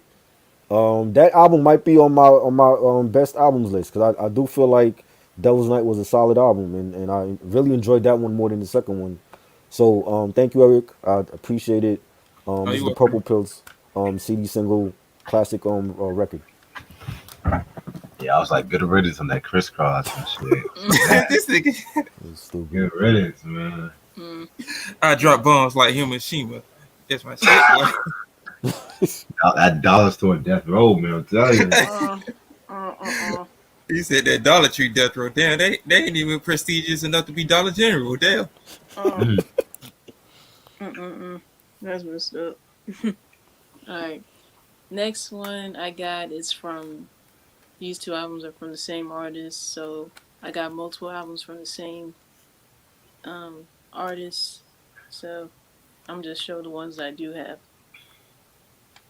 I've been wanting to get my hands on these for a minute, and I'm glad I got it. I have Nate Dogg G Funk Classics Oh, Volume wow. 1 and 2. Ooh. I Oh, don't even got that. Jesus. Yeah. Wow. I'm so jealous. Right? Yeah, I've been wanting to get my hands on these for years, and I was finally able to get it before 2021 ended. So yeah, Wow. a lot of my favorite joints are on these albums, man.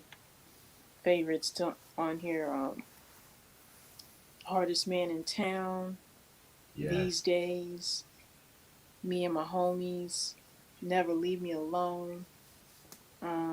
Another one's I like I Don't Want to Hurt No More, Just Another Day, She's Strange, No Matter Where I Go, Nobody Does It Better. Those are my favorite joints.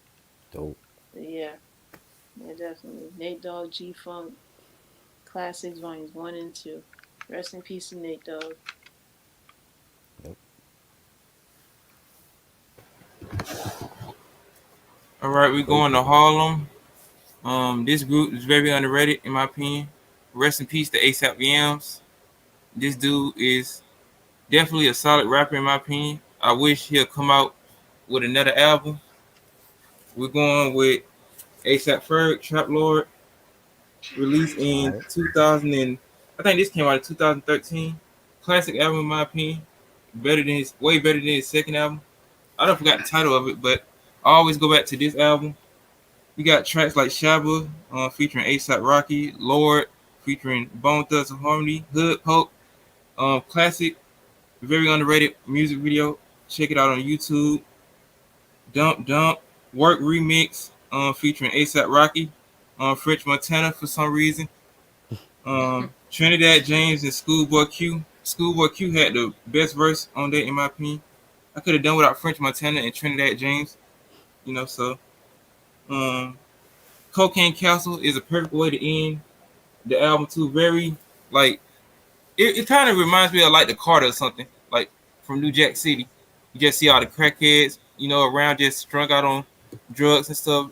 Kids roaming around the streets, just looking for their parents and stuff. They beamed out and shit. But overall, this is a very good album, especially for like this generation's Harlem, MCs and stuff. I can rarely tolerate certain music coming out of New York now. Ever since this whole drill rap scene shit, but those early 20 teens when the ASAP Mob was really coming out and making their way for their own, they was very well given a fresh set of like what New York hip hop used to be, but they was doing it in their own way and stuff. But that was ASAP Ferg, Trap Lord. Dope. All right, this next album, we was on a live stream when niggas was talking about album rankings and shit. Oh But Lord. I like this album. I might have ranked it too high, but in my opinion, it's a really, really good album from the shit that these other niggas was, rating and shit. But everybody got their choice and stuff. We going to the Wu-Tang Clan with the W, Love that the album. German version released Yeah. in Right. 2000. I mean, you got tracks like Chamber Music, Careful Click Click, One Blood under the W. That's what the game got that One Blood from. Right. MC Conditioner, rest in peace to old dirty bastard. I could have seen that as a music video. Protect your neck to jump off. Let my niggas live. I can't go to sleep. Ghostface crying like you always do on certain songs and shit, but this shit is fire though. And Ja World featuring Junior Reed. Overall, very solid album in my opinion. And when you look at group albums and you see back covers like this, you just see brothers, united, just putting out classic good music. You don't really see a lot of gay shit going on, especially from like groups back in that day though. But this is the Wu-Tang Clan, the W, released in 2000. That was solid. I don't know how they felt like it was whack. Yeah, niggas putting Drake's albums at tens and shit. And I'm like, okay, Crazy. Crazy. I don't I know. had, I had Mm. to. Anyway, I'm gonna do a vinyl. This is literally one of the rarest albums I have in my collection. It's a Motown album, Mm. and this might be like one of my favorite R&B albums of all time. Smokey Robinson and the Miracles, What Love Has Joined Together. This came out in 1970. Their best album together. I'm not playing. Very soulful album. It's like a concept album, and they took like some covers of tracks like they did a cover of Stevie Wonder's "My Sherry and More," a cover of Marvin Gaye and Tammy Terrell's "If This Love of Mine," which I don't have an unpopular opinion. I feel like they had the best version of My Sherry and More. I could be. What? Are you serious? It's that good. It's Wow. that. I Almost mean, over Stevie Wonder? I love Stevie's version. It's Better a than it's a Stevie's. classic. It's a standard. But the Smokey and the Miracles, you have to listen to it for yourself. I'm not gonna lie, but Mm. what else? Like yeah, this was a very hot album and shit. It was like very soulful. Like and they were entering that '70s soul. Even the album cover, you can tell they had the afros and the leather jackets and Yeah. shit. His wife, well, his then wife, Claudette, in the Claudette. back cover and shit like that. And it's crazy because this album was only released on CD once and stuff like that. But they recently added this on streaming like a couple of years ago too. So Oh I wow. have to get this album. It's still sealed too. So, but there's gonna be a review on this album this month. So stay tuned on that. You know what? I might as well just show this album. I don't give a fuck.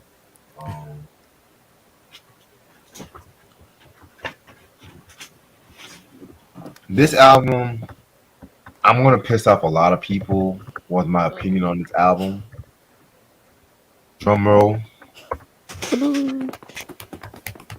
It's the Beatles' Sergeant Pepper Lonely Hearts Band. Dope. Um, yeah, the everyone's choice for the greatest rock album of all time. I like it, but I feel like it's very overrated, in my personal opinion. Right. And I'm explaining. I'm explaining because the singles are "A Day in the Life." Hold on, let me find the singles. Shit. I think it's Day in the Life was a single. With a Little Help from My Friends. Pretty much almost all these. Lucy in the Sky with Diamonds. That was a single. Um, but yeah. Okay. Here's the thing about this album. I get it. It's supposed to be this psychedelic, trippy album. But the thing about I always got pissed off about that album. I never thought it was psychedelic enough for me, Yeah. in my opinion, and shit like that. You know, like this album. I mean, it has its trippy joints. Don't get me wrong, but it was like more like artsy pop in a way and stuff like that. You know what I'm saying?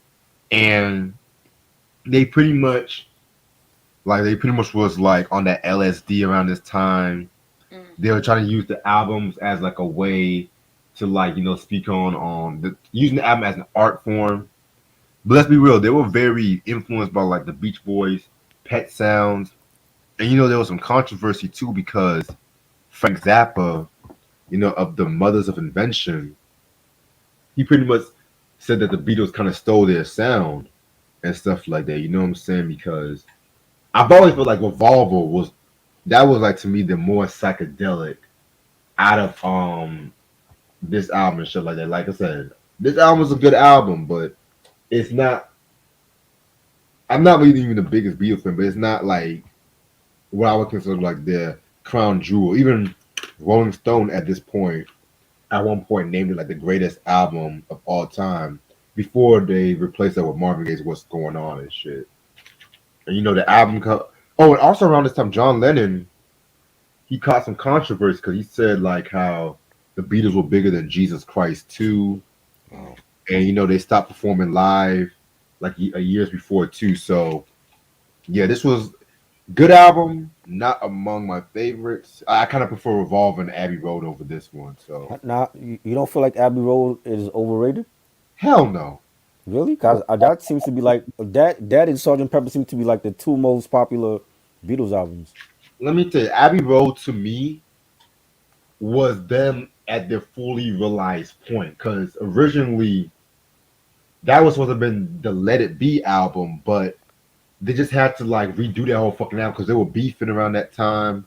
But the way that they saw it, it's like they combined everything they did in each album they've done, and they just added it to Abbey Road and stuff like that. You know what I'm saying? Sergeant Pepper to me was just the more overrated and shit like that too because there were a couple of tracks I didn't care for on the album and shit like that, When I'm 64, um, fucking fixing the hole and shit like that. You know what I'm saying? Right. I kind of prefer the Joe Cocker version of "With a Little Help from My Friends," but that's all I want to pretty much say about that for right now and shit. Okay. My last two is from Eric. I got Boyz II Men, Cooley Eye Harmony, classic album. Their Oh first album, wow. love that. With the OG With copy the too. OG Oh cover, yes, the OG wow. cover, Woo! yes, love that. Thanks, Eric, appreciate it. You was supposed to Um, get two copies, but they fucking lost it in the mail. Thank you, United no, States Postal Service. I got the other one. I got the second one. Oh, okay. Well, I'm Yes. sorry. I apologize. Um, that yeah. Motown Philly was on here, and Please Don't Go. It's So Hard to Say Goodbye. Classic album.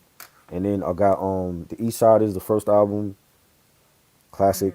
Definitely love that. So now I have both the first one and the second one, Deuces and Trays. So this is a great album with G'd Up was the big hit single off of here.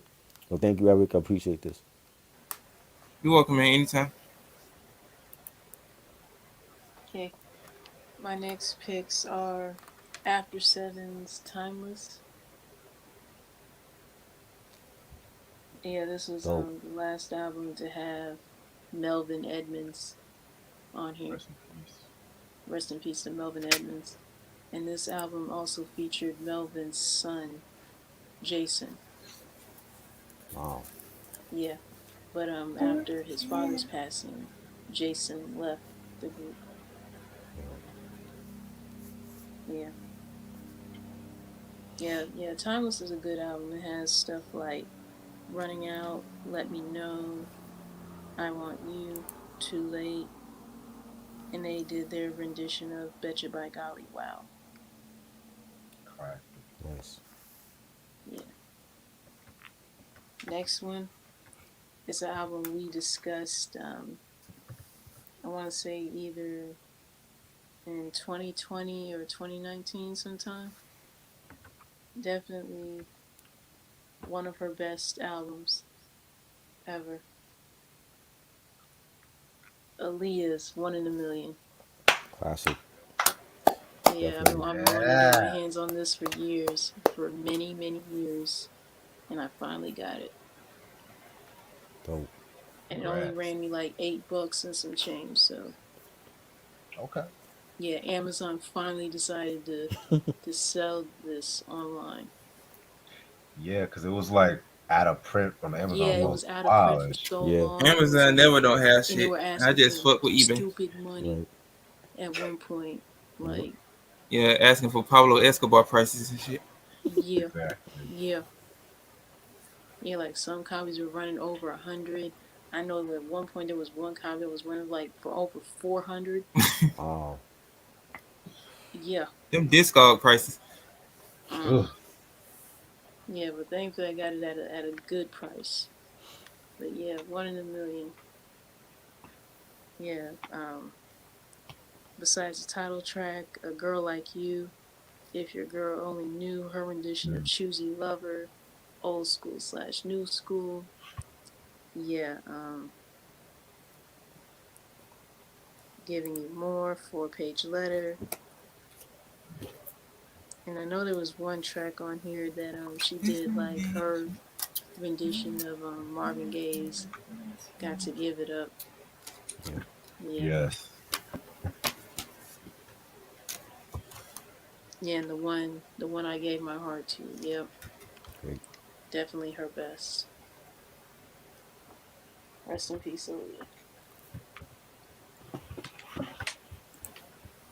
All right, we're going to Studio 54 where, you're going to see the greatest underrated genre of all time, disco. This is a very good soundtrack for that time. And we're going with Saturday Night Fever Mm. Classic. soundtrack.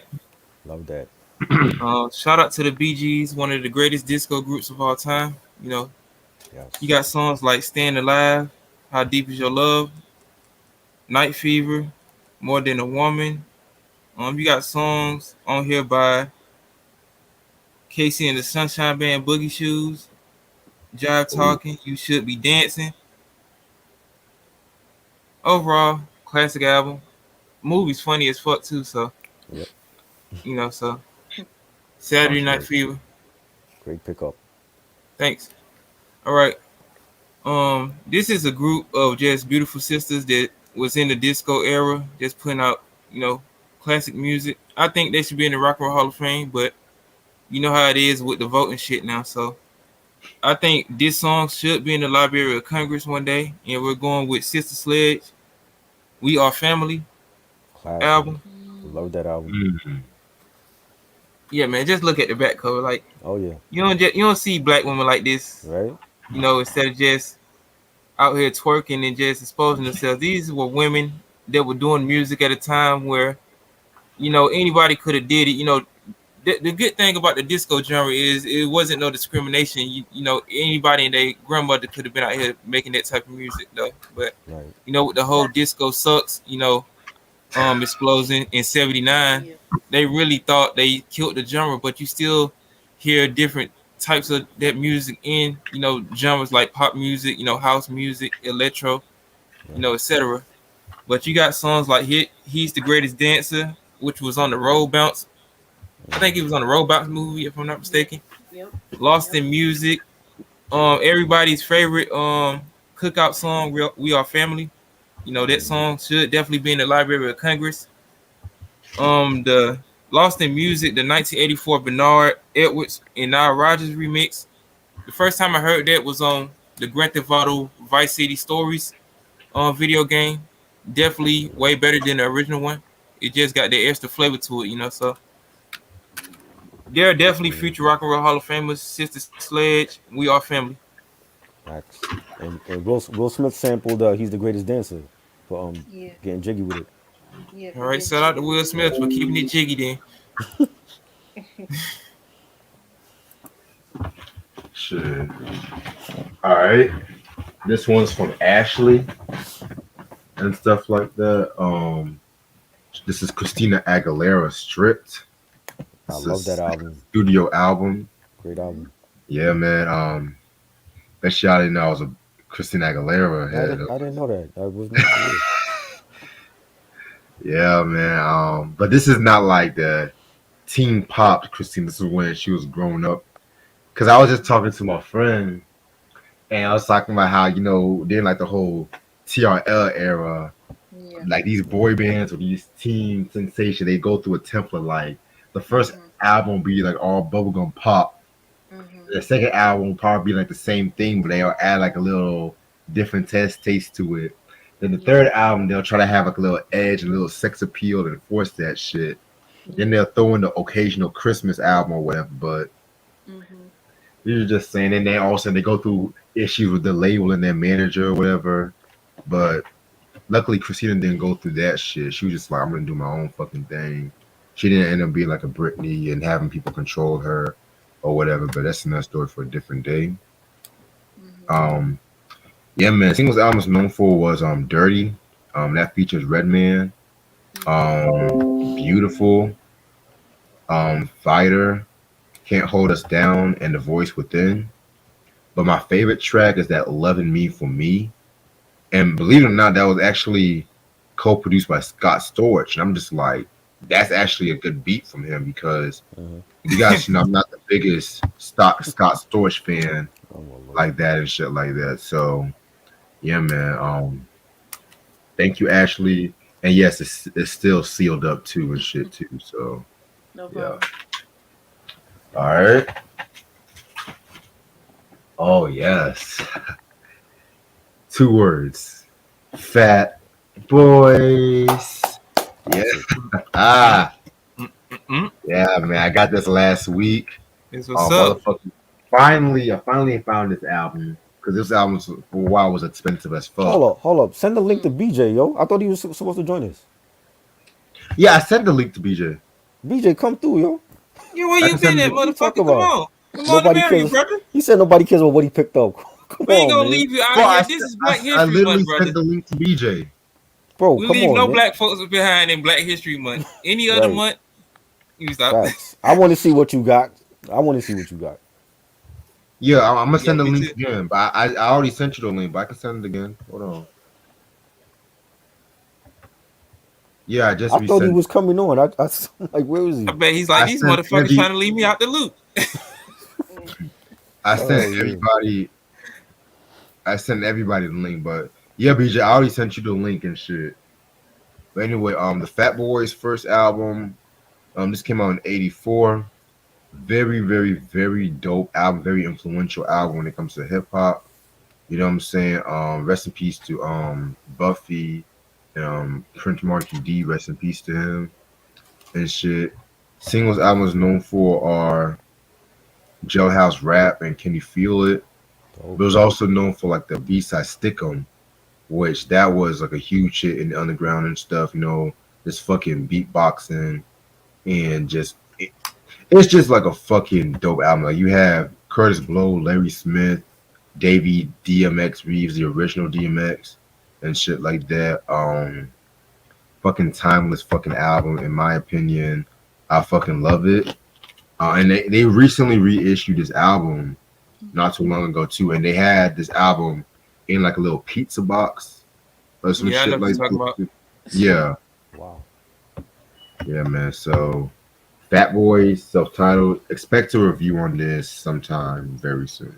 I like Definitely, back to basics. definitely should be in the Rock and Roll Hall of Fame when it comes to like 80s rap groups too. I like back to basics, but I like the first disc with the premiere production because the second part with Linda Perry, I didn't really care for a lot of those '50s like rendition songs she did. Yeah. But the first part with like premiere doing like the beats for her, that was fire. I like that one. Yeah. Go ahead. Yeah. I You got like Back to Basics. yeah. That was a good album though. Yeah. I don't got no more to show right now because like I got some stuff that's still in the mail. So Okay. BJ, come on, yo. I want to see what you got. All Get right. your ass on here. We need to hear about this Jadakiss shit. Right, right. He's avoiding that, yo. All right. All right. I'm gonna say what I got. Okay. I got Solange's first album, Solo Star. Ooh, Never heard that one. Yeah. that's a rarity.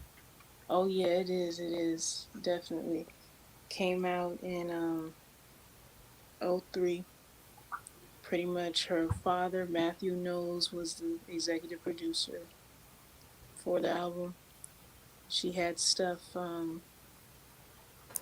such as "Feeling You," featuring featuring N.O.R.E. and she did a song called "Dance with You" featuring B2K.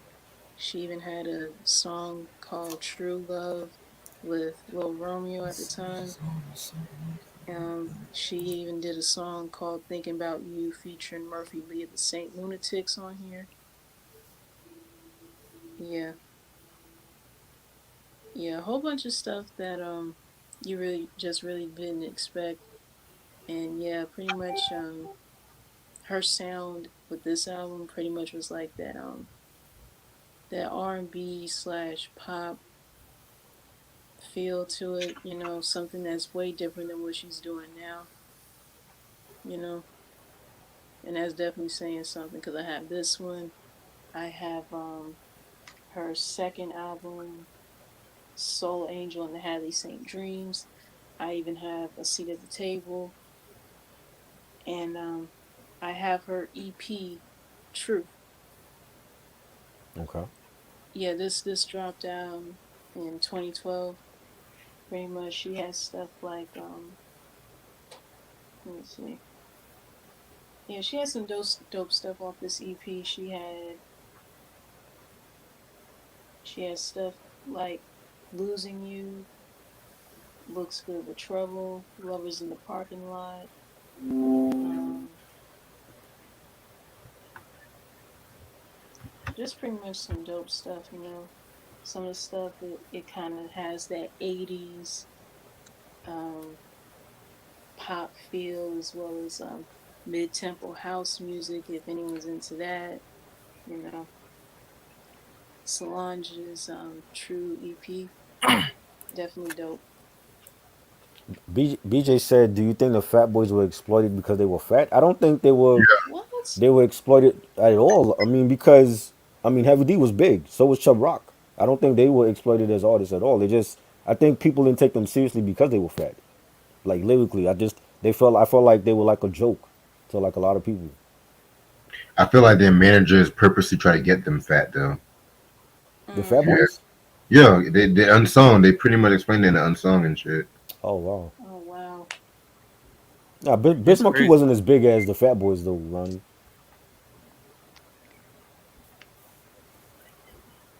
My bad. All right. I just got into this artist. This is my first time listening to her album. She definitely giving me some Amy Winehouse type vibes, like on certain songs. She got features for Tame Impala, Bootsy Collins, that minstrel show character known as Tyler the Creator, and I forgot the other dude she got on here, but this is Callie Euclides with her 2018 album Isolation. Dope album. Really good album. Mm. Look at the back cover, like it's beautiful. Wow. My favorite songs off here is the intro. Body Language is definitely melodic. Definitely put you in like a trance. Just a Stranger, Your Teeth in My Neck, Tyrant featuring Georgia Smith. Definitely giving off some reggaeton vibes to it. Music video really good. Check it out on YouTube. Dead to Me, sort of. I could see like Santiago doing that album. I mean that song, or I'm trying to think of some other artists who can do it. Um, Coming Home featuring Bootsy Collins and Tyler the Creator. Really good track, even though I'm not the biggest Tyler the Creator fan. I could really see Andre 3000 on that if you ever heard it before. Yeah, And Killer 2. That's a really good track to end the album. Overall, really good album. I got the vinyl of this coming in the mail, but you know how the shipping delays are when it's coming from international companies. they want to be quick with the fucking bill and shit like that. Yeah, niggas want to be getting delays and shit. But all right, I got some cassette tapes. This the same album though. I showed this album the last collection video. This is Dua Lipa, Future Nostalgia. Love that album. Mm. That's dope. This the pink cassette. This one's the green one. So This one's a good one. they just gave you a slipcase. There's no like booklet with it or nothing. Yeah, it's just like the slipcase with like the cassette and stuff with like Oh different wow, colors. Oh. nice. But the rarest one is the gold one. So I just wanted to get these three because Right. this shit going for like cocaine prices online. So I Yeah. just said I might as well just get these and just scratch up some change and stuff. Once I get my income tax shit, then I get the gold one. Yeah, but people ain't see it on YouTube though, BJ. Instagram and YouTube is two different platforms. We want to see what you got because I don't have nothing else to show right now because my Yeah, other stuff is in the mail. it'll make the live stream be better. Everybody showing off their stuff. We We want ain't to see gonna what you judge you, got. because we done YouTube is seen not worse shit. Instagram. Yeah, we done seen way worse shit. So Yeah. Shit. Yeah, man. Trust me, I got some more shit coming in the mail You too. don't So go by what Instagram. Instagram, those people on there don't appreciate everything, yo. Yeah, yeah, they really don't. They You don't. know what I'm saying? niggas don't appreciate real music. Yeah. From a physical Exactly. format, let Exactly. alone Yep. unranking albums and shit. You Right. know, Yep. but I don't know. Well, we ain't gonna judge you over here. yeah, trust me. I sent you the invite, so just come on if you want to, bro. Alright. My next album, I must still stay on Motown and shit. This is another Edward McKay purchase. So glad I got this album and shit like that. It is Stevie Wonder with his last studio album to date, A Time for Love. A Time to Love. This came out in 2005. Very good album in my opinion. Love this album cover though. Definitely a vintage album cover and shit. Singles album is known for So What's the Fuss? That features Prince and En Vogue. That was a very big song Yeah. back in '05. I heard that a lot in the radio. Like, Yeah. shame on you. Like, Yep. classic, man. From the bottom of my heart, love that track. Yeah, man. This album got delayed a couple of times throughout 2005. This was his first album since 1995's Mm. Conversation Piece, which that one reunited him with the same producers like he did the classic period stuff with, you know what I'm saying? Very soulful and shit like that. And he won a Grammy. He won a couple Grammys, for pop vocal performance for From the Bottom of the Heart and shit like that too. So yeah, very very solid album. And like I said, this is his last studio album to date and stuff like that. Because he say he's working on another album and shit, but we'll see what happens with that. Mm. Stevie Wonder, Time to Love. All right, next vinyl. This is a single, and it's Common's "The Bitch in You." Oh wow. Yeah, this was, of course, the infamous diss track he threw at Ice Cube, West Side Connection, and shit like that. This came out in 1996. Very surprised I got this one. This song was originally on the Relativity Records compilation, Relatively Urban Assault. Like I said, it was a diss track against Ice Cube because y'all should know about the Common Ice Cube feud. Common had a song called I Used to Love Her. Yeah. And then he had this line where he said, I wasn't salty when she was with them boys in the hood. Yeah. Ice Cube took offense to that shit, you know what I'm saying? They came out with the West Side Slaughterhouse, which very, very dope diss track in my opinion and shit like that. Then of course they threw some more shots at him like throughout the whole Bow Down album. And then Common came out with The Bitch in You. And it's crazy too because this was produced by Pete Rock and stuff like that too. Because I think Pete Rock did an interview, I want to say on Complex, about how Common was just mad about the whole situation, and he hit Pete Rock up, so he wanted the beats to get at them. And Pete Rock never really done a beat for like a diss track before and shit like that too. So you know what I'm saying? And that beat too, I mean, it's a good Pete Rock beat, don't get me wrong. It's not among like my favorites, like my go-to, like Right. like say like the Shut 'Em Down remix or the AZ Give Me Yours and shit like that. But very very hardcore and stuff like that too. I love this diss track. It's a top 10, but my only gripe was when Common said, "You haven't made shit dope since America's Most Wanted to cease from the." And I like when he did there, like wanted to cease from the Midwest. But I'm just like, I like Common. I fuck with you, but I'm not gonna go against Death Certificate, Predator. Yeah. Leave an Injection. I mean, that's a good album. I get why people don't like that album, but yeah, man. And it's crazy too because I think Common's friend and Mac 10 almost went at it at one point too. I think they were at some concert, and Mac 10 he told his story in the Vlad TV interview about he almost stepped to Common's friend, but then Fat Joe had to break up the fight and stuff like that too. You know what I'm saying? And Common and Cube, they squashed their beef and they did the whole barbershop movie with one another and stuff like that. You know what I'm saying? BJ, There what's you go. goody? What's There you up, go. BJ? My Good. nigga, what's up, bro? Stop worrying What's up? about Instagram. Them fools don't know I'm nothing saying, about man, music. don't worry Man. about those motherfuckers. Come on here with the real ones, brother. Come on, man. We love Ashley, you over they- here, Oh, man. We shit. black, They man. tripping, Ash. Oh man. You lucky you went on Facebook. It would have been way worse. Thanks for having me on, man. Yeah, man. Go ahead, Yeah, Reg. I didn't mean to interrupt. you good. And what's also interesting about the single, the B side is the No ID track, the Real Weight and stuff like that too, which I believe that was on No ID's solo debut and his only album, the Black album, the original. Well, everyone did a Black album at this point, so I'm not Right. even gonna. Yeah, man. So that one I gotta re-listen to that one and shit like that too. But yeah, man. Commons, The Bitch in You, dropped in 1996. If y'all can find the single or the compilation, you must have in your collection. Dope. Yeah, be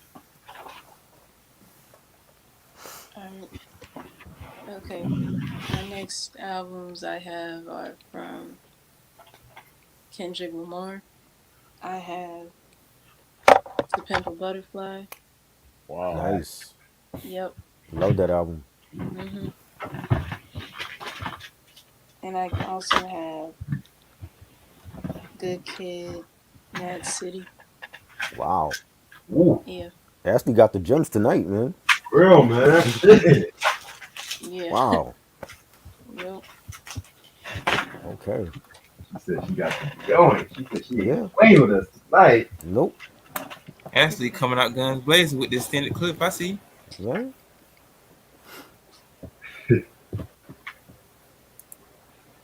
Nice. All right, we're going back to the Midwest. This dude is about to be inducted into the Rock and Roll Hall of Fame. Very underrated artist. A legend in his own right. I don't know why this dude get a lot of flack. Definitely for the contributions that he made to hip hop. Not because of his skin color. I don't give a fuck if this dude was the color of Neapolitan ice cream. He still can, rap.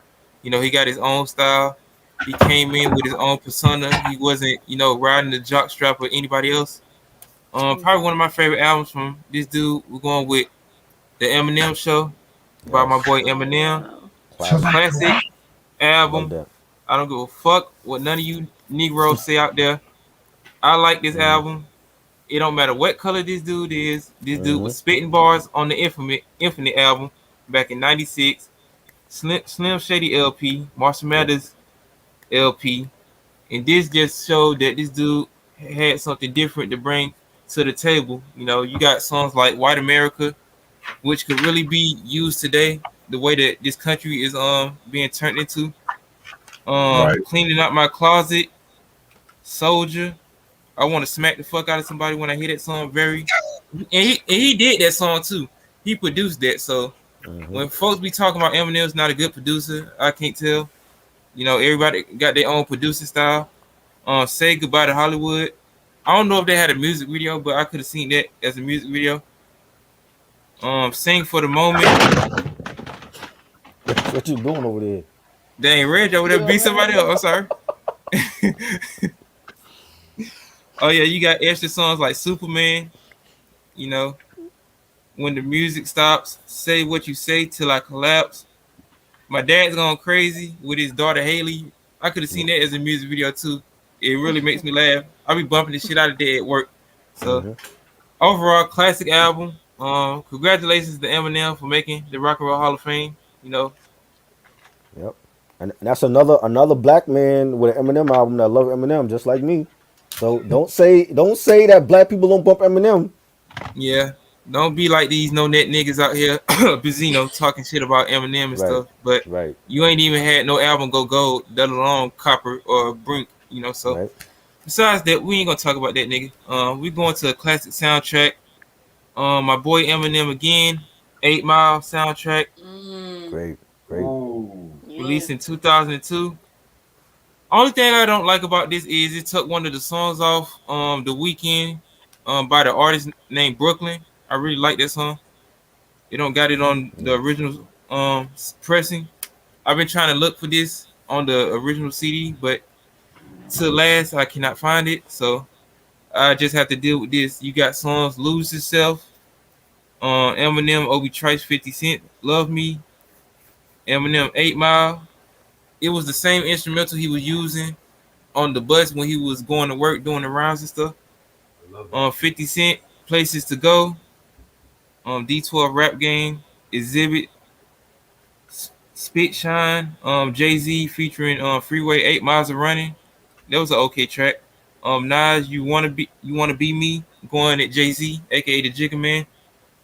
The classic 50 Cent track Wankster, Rakim, the Rakim, and this is the perfect way to end the album. Rabbit Run. Eminem was just coming out guns blazing on that track, man. He was just, unleashing his anger, man. Overall, classic movie soundtrack. Definitely a pillar in hip hop. I don't care what nobody say. He definitely Facts. put in the work, no matter what color he is. He came at a time when motherfuckers of his skin complexion went out here, doing deadly squat, but he put respect on, white rappers' names and stuff. So Mm-hmm. But we all I we gotta we do say is salute to Eminem. we stay praising Black Thought, and he ain't got one classic by himself. I'm just saying, Black Thought is great. I never paid attention to him solo wise, let alone Yeah. with him being with like the Roots and stuff. So Yeah. I don't know. But the people forget the Roots is a band. There was other rappers within the Roots besides Black Thought. He wasn't the only one. You know. Yeah. DJ, what you got? What goodies you got today, yo? Bring him out, bring him out. All right, so the first one, this actually kind of surprised me because you don't see this album that often. I love that album. That is Woo! a classic. And you One get of it their on best ones. vinyl too. One of their Yeah, Oh best. shit. so I had to get that. Reasonable Great. price too. I was actually kind of surprised. He said nobody bought it, so he lowered the price. Got it for like $15. Wow. Yeah, That's a so steal. That is reasonable. yeah, it was a great pickup. Dope. So you just going one at a time or Or two. two at a Two. time? Oh, okay. All right. This next one, I don't know why I never had this on vinyl, but picked this up as well. Yes, I have that one. New edition. Underrated. Yeah, Yes. Underrated album. Mm. Love that so album. yeah, I was Not able a to pick this. classic though. Not a classic, Yeah, not a but classic. Yeah, got this is some the joints. last one before Bobby got kicked out. I Yeah. think, right? Nah, he actually got kicked out during that album. Oh, I was doing this album. Yes, he Wow. got kicked out. Oh Yeah. wow. Yeah, but Got of kicked course out I had it during. on cassette as a kid. I Right. never had it on vinyl, so I was happy to add it to my collection. I just need the blue. Blue Moon. Yeah, I just need that one, and Yeah. I got well everything from the early era. I don't have the one what was that album when they all came back together in Home '96? I think. Again. Home Yeah, I don't Again. have that one. I think Yeah. that's out of print. That's a I ain't classic. got that one either. Yeah, Great album. but all the early ones I got, except for the Blue Moon one. Yes, Nice. yes. Alright. I'm so happy I got this album. It's Ike and Tina with Working Together. Oh wow. Mm. Yes. Oh, I got that. 1970. Yeah, I Very, got that. yeah, very, very, very, very, very dope album. This is when they were really getting funky with their music, how they were taking a lot of rock songs and shit like that and just pretty much making it funky and stuff like that, you know what I'm saying? Add like a little soulful take glare to it and shit like that. Yes, this was an album that was known for Proud Mary, which that was a cover of the Creedence Clearwater Revival song and them Grammy award winning biggest hit. And they had other songs like Working Together, Ooh Poo Pa Doo, and Get Back and shit like that. You know what I'm saying? The Get Back, of course, being a cover of the Beatles song and shit, you know what I'm saying? I always loved this album cover. Yeah. I'm not gonna lie, but this might be a fucked up joke, but I feel like they did this because they were probably fighting with one another and they had black eyes. So they probably did like a let me stop, let me stop. Man, that's Let funny me you think stop. about that. You reaching, Reg? Let me stop. Because this Come is a on, bro. fight. This Black History Month. No domestic Yeah, violence. I'm sorry. You know how I do. You know I got to get dark sometimes with All right, I understand. with jokes and shit. But so, come on, y'all act like y'all never made an Ike and Tina joke before, so don't get at me. Don't get at me. It's just Like, you. don't get at me and shit. Y'all act like. But yeah, very very dope album, a classic album in my opinion. And then we got Ludacris, Chicken and Beer, 2003 and shit like that. Fire album in my Yes, opinion. definitely. Yes, love that fucking album cover and shit like that. Him having a fucking like have some pussy and shit, you know, like get down and shit. You know what I'm saying? Um, Yo. Singles album is known for Splash Waterfalls. I love that song, but I like the 2020 Tony remix where they sampled the Whatever You Want sample Right. and shit. Yeah. Um, what else? I want to say Stand Up was a single. Yep. That was like a big song back at that time. Diamond in the Back. Oh my god, and shit like that. You know what I'm saying? Yeah. Like Diamond, that best uses of that sample too. Pussy Poppin' and Blow It Out. Yeah, man. Very, very, very dope song. Like this might be my favorite Ludacris album to date. And you know, around this time, you know, Bill O'Reilly was, dissing him and shit like that too around this time. Right. Where he dissed him back on the Red Light District and album and stuff like that too. But yeah, man, finally got this album so we can finally do a review on this one day and shit. Yes, I have that album too. So Yes. yeah. Yeah. So all I'm missing is Release Therapy, Theater of the Mind, and the Universal Now album. see, I had a double for that, and you said you didn't want it Which one? for the Release Therapy. I said I have to re-listen to it and shit like that. I ain't No, said when I had the doubles, he said he didn't want it. He just wanted. I think I sent him one for Red Light Theater of the District, Mind. Theater of the Mind. Yeah. Right. And I don't even I'd like rather that. say Theater of the Mind instead and shit. But yeah, man. All right. My next ones are this one is my last movie soundtrack album that I picked out. Been wanting to get my hands on this for years. I got the Drumline Oh soundtrack. wow, who's on that one? I hate that movie. What? I hate Drumline. This nigga don't like love Why basketball. why This you nigga don't hate like Drumline? life. Shoot, man. I feel like whenever Nick Cannon tries to be a dramatic actor, it's always a fail. I cannot never take him seriously as a dramatic actor. Like Oh Lord. the only good part about that movie was Jason Weaver. Like he should have been the main character. Like at least he can act and shit. No. Mm, mm. Yeah. With Drumline, I got the soundtrack, and I've seen the movie since I was a kid too. So yeah, Nice. dope soundtrack though. I'll give it that. And another album I've been wanting to get my hands on for a while. First album I ever gotten from this artist, none other than Raphael Sadiq's fifth album, Jimmy Lee. Mm. I didn't hear that That's a one yet. dope album. Dope. Woo! Yeah, I've heard good things about this. Yeah, I know. Probably something else in the comments. Nick Cannon, aka Sperm in there. Oh my god. Got kids. He got like 20 kids. He's And counting. expecting. He's Right? expecting his eighth baby. Yeah. Yeah, his That's a pull-out game fitting is hella nickname, weak. Try. That's a fitting nickname. How you just lose a kid, but then you get another But kid? then, Make that make yeah, sense. that's what I don't get Sperm. either. Like, how do you end up losing one son Mm. and then I wonder how turn the out baby that mamas feel. yeah. So pretty much As he long as they has getting that 5 child support, baby they don't give a mamas now. fuck. Yeah, he has 5 baby mamas now. So You better off just sticking with Mariah and just riding it up, man.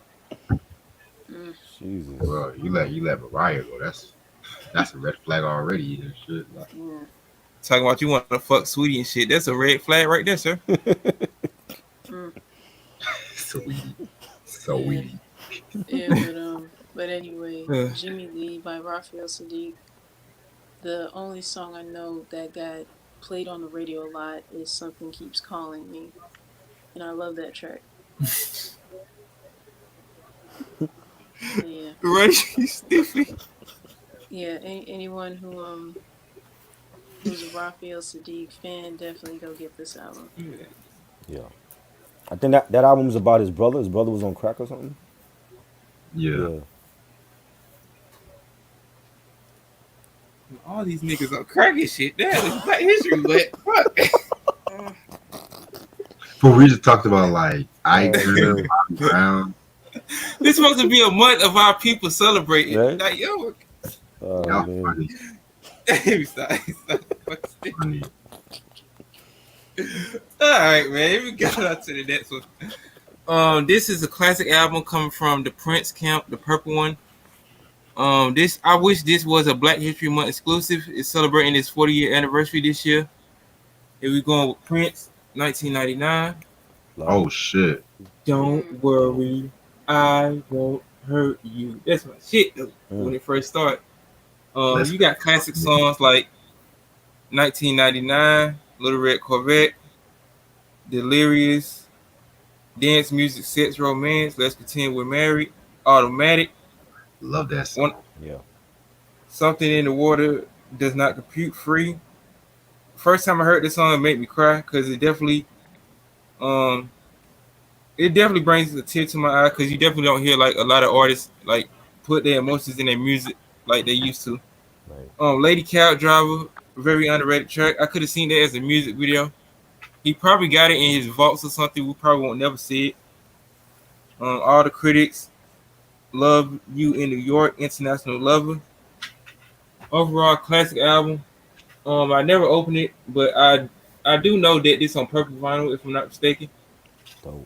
I would upload this to the channel, but you know how Prince is, alive and dead. He don't want nobody, putting his music on YouTube unless you got the clearance from the purple one. Right. Yeah, that album and Sign of the Times is like my 2 favorite Prince albums. It's like you ask me tomorrow, I'll say 1999. You ask me the next day, I'll probably say Sign of the Times. But they like Yeah, 1A, it's a 1B. ping. It's a ping pong effect. You go back and forth with them. Yeah, between my favorite. Yeah, Nice. it's a great album. All right, this next one is coming from a chick who definitely done went. I won't say out there with her music, but she definitely spiced up her music. Wonderful singer. She a little short with it, but she can get a little bit bigger, with her size and stuff. But we're going with her 2020 album, Ariana Grande, Positions.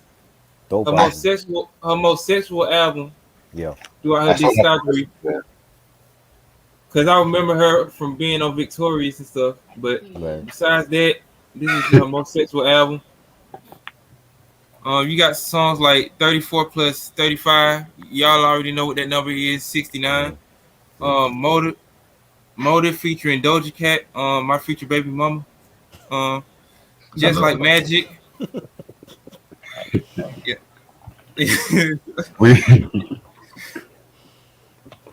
You got songs like Just Like Magic. I could definitely see that as a music video. Very catchy, Off the Table featuring The Weeknd. AKA Mr. Don't put his track listening on his album covers now, but Right. yeah. 630, Safety Net featuring Ty Dolla $ign. My Hair Nasty, West Side, Love Language, Positions, Obvious, and POV. Overall, really good album. Her most explicit album in my opinion. She's on here cussing, Yep. which is kind of weird for me though, but it's very good because he very got that voice to do stuff like that. So Right. overall, really good album. Ariana Grande positions. Dope. All right, BJ. So I found this one. These two, kind of on the humble. I wasn't really looking for them, but um, I was able to find the Deal's first album. Nice. Mm. You very rarely see this album. I don't Right. know why, but I just found it. It's in good condition, almost like the dollar bin. You see Babyface, how young he looks. Wow. they look like they posing for Soul Glow. Yeah. Just let your soul go. Jesus. Oh my god. And then this album is the one that had the classic Two Occasions on it. Mm. I Classic. love And that song. also, Yeah. Shoot 'em Up Movies is on this. Yes. Oh, that's my shit right there. Yeah, it's a classic MF album. Doom. Yeah, I was able to Yep. get both of these. But 2 occasions. Woo. yeah, Oh yeah. but it's interesting. Like when I listen to them, I kind of see why they broke up because Babyface is more like a ballad singer, and they was doing a lot more like funk and Right. like up tempo music, which was cool, but it just didn't fit. I feel like it didn't fit Babyface's style as Right. much. Facts. And I didn't realize how good them other two dudes could sing too in that group. I forgot their names. I think it's B and the other guy. They could sing almost as good as Babyface. Yep. I agree. Yeah, but yeah, I was happy to get because I like this group. I wish they had done more stuff together, kind of like we was talking about with Guy Yeah. in Blackstreet. But yeah, Facts. it's nice to have it in my collection. Dope.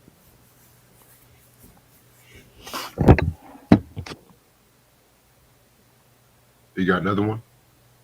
Yeah, one more. You said another one? You said two, right? Yeah, Yeah, Tim. Two. this You one. did two already. Yeah, I did too. Oh, okay, cool, Yeah. cool. All right. This next album, this is Motown again, the Temptations reunion album. Nice. Oh wow. Love this album. You know, this came out with all the members of the Temptations minus Paul Williams came and shit like that. Was known for singles like, you know, Standing on the Top. I think that was like the only single. Hold on. That one and More on the Inside and shit like that. But Standing on the Top, that was like legitly like the biggest song and stuff like that. I love that song and stuff, you know what I'm saying? Yeah, man. This one pretty much rejuvenated the Temptations because they had relocated to Atlantic Records at one point and they kinda had some commercial disappointments and so they went back to Motown in 1980 and somebody had an idea to get all the members of Temptations for like one reunion album and tour and stuff. But then y'all should know, you know, there was problems with David Ruffin and Eddie Kendricks and shit. And then around this time, Dennis Edwards was beginning to be on drugs around this time too. So Right. yeah, man. Temptations reunion album, 1982, out of print. Great. So we Yeah. doing a review on that too? Yeah, I finally got it. So one day Okay. we're gonna do it. Yeah. I never heard the album. Try. It's good. It's Really? good. Yes, definitely. Wow. Rick James brought them back with that album. Yes. All right, and we did a breakdown on this group before and stuff like that. You know what I'm saying? It's like their best album, Gap Band 4. Love it. Yes. Great. Yeah, I'm not gonna spend too Classic. much time. Yeah. Classic, the best album. It's Gap Band 4, but this like their sixth album and shit. Right. Singles I was known for was Early in the Morning, Outstanding, You Dropped a Bomb on Me. You know what I'm saying? This is a fucking classic album and whatnot, you know what I'm saying? Fucking dope. My favorite track was Talking Back. That's my heat right there. Very That's fucking dope. shit. Must Yeah, have that's a it. great album to me. I disagree with that. I disagree. I stop I, at Gap Band 4. I don't know nothing from Yep. 5, 6, 7, or 8. After 82 was a wrap. Whose Yo, I discography is was better, Try? Which one? Gap Band or Maze? Maze. Maze Maze. what? I Okay. think. oh, Yeah, I think Maze. Maze is better. Yeah. Maze all motherfucking day, nigga. Yeah. that nigga tripped me out when he said how your only platinum album is the greatest hits. I feel like Right. That's the only greatest hits. this You know. motherfucker. Hey man. Oh shit. Hey, I wasn't lying. Mm. I wasn't Alright. lying. My next two, one of these albums, me, Reg, and Char, we talked about not too long ago, and it's Bone Thugs and Harmony creeping on the come up. Yes. Great. Great. Hell Woo! yeah. That Classic. heat. Yep, yep, 5 yep, mics. yep, yep, yep. Thuggish Ruggish Bone is on here. Creeping on the come up for the love of money featuring Easy E. Yeah, definitely a dope EP. Dope. And my other pick is also from Bone Thugs, and it's Bone Thugs and Harmony Resurrection. Nice. Underrated. Definitely. Yeah. 2 Glocks, that's my shit. Hmm. Righteous Ones. The weed song. Yes, Fire. Friday. Yes. Yep. I'm sorry. I'm still laughing and went busy through that fucking bottle. That shit is still iconic. I don't give a fuck. Yo, these verses just be crazy for some reason. Gucci Man and Young Jeezy was up there like strippers about to get the fine and shit. These niggas up here throwing water bottles at each other. Mm. It's crazy, man. 2003 and shit. Like we at the Source Awards or something. Right? Oh. All right, we're going to the Bay Area with this artist. This dude came out guns blazing with his debut album. One of the most underrated West Coast albums of all time. Very underrated artist. We're going with the East Bay Gangsta, Spice One, with his Yes! self-titled album. Nice. Nice. This shit right here, 4.5 mics, in my opinion. Hardest gangster rap ever. This motherfucker was just giving you that Bay Area's perspective, man. Like he was going in. You got tracks like In My Neighborhood, 187 Proof, crazy ass music video with like the clay figures with like the beer bottles and stuff. East Bay Gangster, Money Gone, 1-800 Spice, Peace to My Nine, Young Nigga, Welcome to the Ghetto, Fucked in the Game, Money or Murder, City Streets. If you play that in your car and you got like a loud sound system, that shit'll just boom through the streets. Like Right. Spice One was just going in on that track though. Break Yourself, 187 Pure. I think he got Ant Banks on that track if I'm not mistaken. Overall, this is probably my third favorite album between 187 he wrote and America's Nightmare. Spice One self-titled. Dope.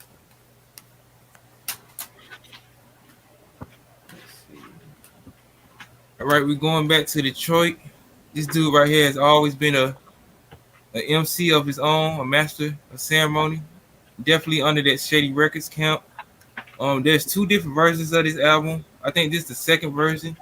We're going with my boy Royce Nickel 9, aka Royce the 5'9", with his Rock City album. Dope. Dope. Released in 2002. This is the 2002 version because his debut album, I think it came out in 01. You got songs like Rock City featuring Eminem. Really good music video too. I suggest y'all check that out on YouTube. Off Parole, Mr. Baller featuring underrated group Clips. You got Pharrell on here and Trey Little. The Elite, Take His Life, Nickel Nine is Boom. My favorite song off here is Soldier Story and King of Kings, which is a bonus track. Overall, underrated classic album in my opinion. Definitely paved the way for a lot of Detroit artists, you know. Right. Nice. All right, DJ. Oh, you're muted. You're on mute. You're on Muted. mute. This is my favorite Jackson's album after they left Motown, in my opinion. Yes, The nice album. Destiny album. Yes. Love it. I know some people say Triumph. I have Triumph as well. I like that one too. Right. Some people may say the Victory album, but to me, this is my favorite um, album after they left. But when I buy records, I try to get records that I'm trying to like get every one of my favorite artists, all their albums. Right. So this I need 2 more albums from when they were on Motown, the Dance Machine and Moving Violation, Right. and then I need 1 more from the era when they was on Epic, which is I forgot the name of the album they did. I hope you ain't talking about 2300 Jackson Street. No, I'm not even counting that one. Nah, Okay. The Victory album. I got Victory. What was Oh, this? yeah. What was the one they did after the Jacksons? Right, Going Places. Going places. Yeah. Yeah, I never could find that one. That's the one I need. But Yeah, that's that's rare. how I collect. I just get all my favorite. And this is another one that I needed from another one of my favorite artists. Oh, Okay. there! I need that one, man. This is the last Otis Redding record I needed to complete my Otis Shit. Redding collection, and there it is. So Okay. that's how I collect. I don't. Right. I buy. That's how I buy my records. I just pick the artist and I get all their records in their collection. I just move on to the next artist. So Right. True. my See, collection try- is kind of it's not broad, but it's very deep. Right. That's what's You know up. what I mean? Yeah. That's why I tell Try sometimes and shit. What you mean? 'Cause I told you I had to Talk get that. I had to get that China Doll album. And she's like, "You actually got this." It's not a garbage album. It's all right album.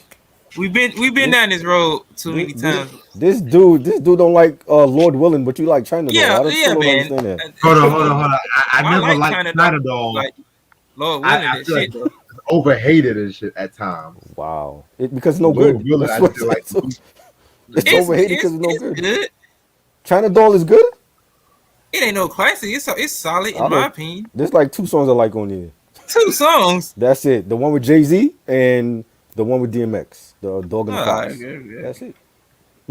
Rez, this is the mono copy too. The what? This is the mono Mono. copy. Oh shit! Yeah. The mono copies, they be worth a lot of shit sometimes too. Fucking Japanese presses do too. Yep. I would love to hear y'all do a review. Otis Redding review. You and Try. Yeah. Yeah, Reg. No more LL Cool J.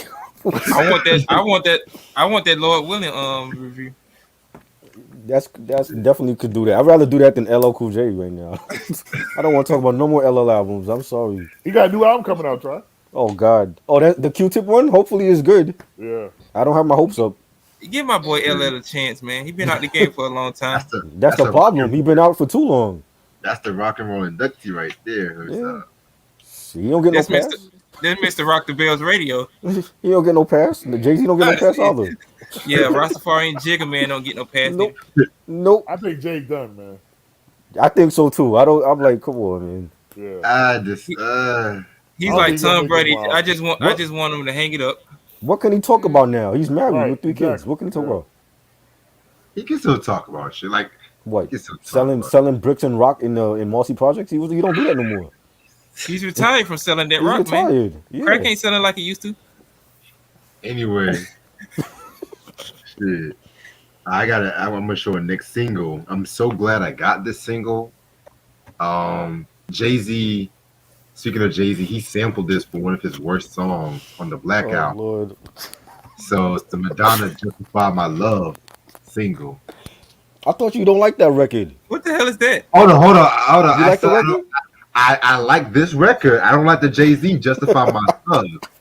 Let's Yo, get that shit is straight. fire, but I don't care. That quick joint is banging. I love Let that. me tell you, this was Madonna at her best, in my opinion.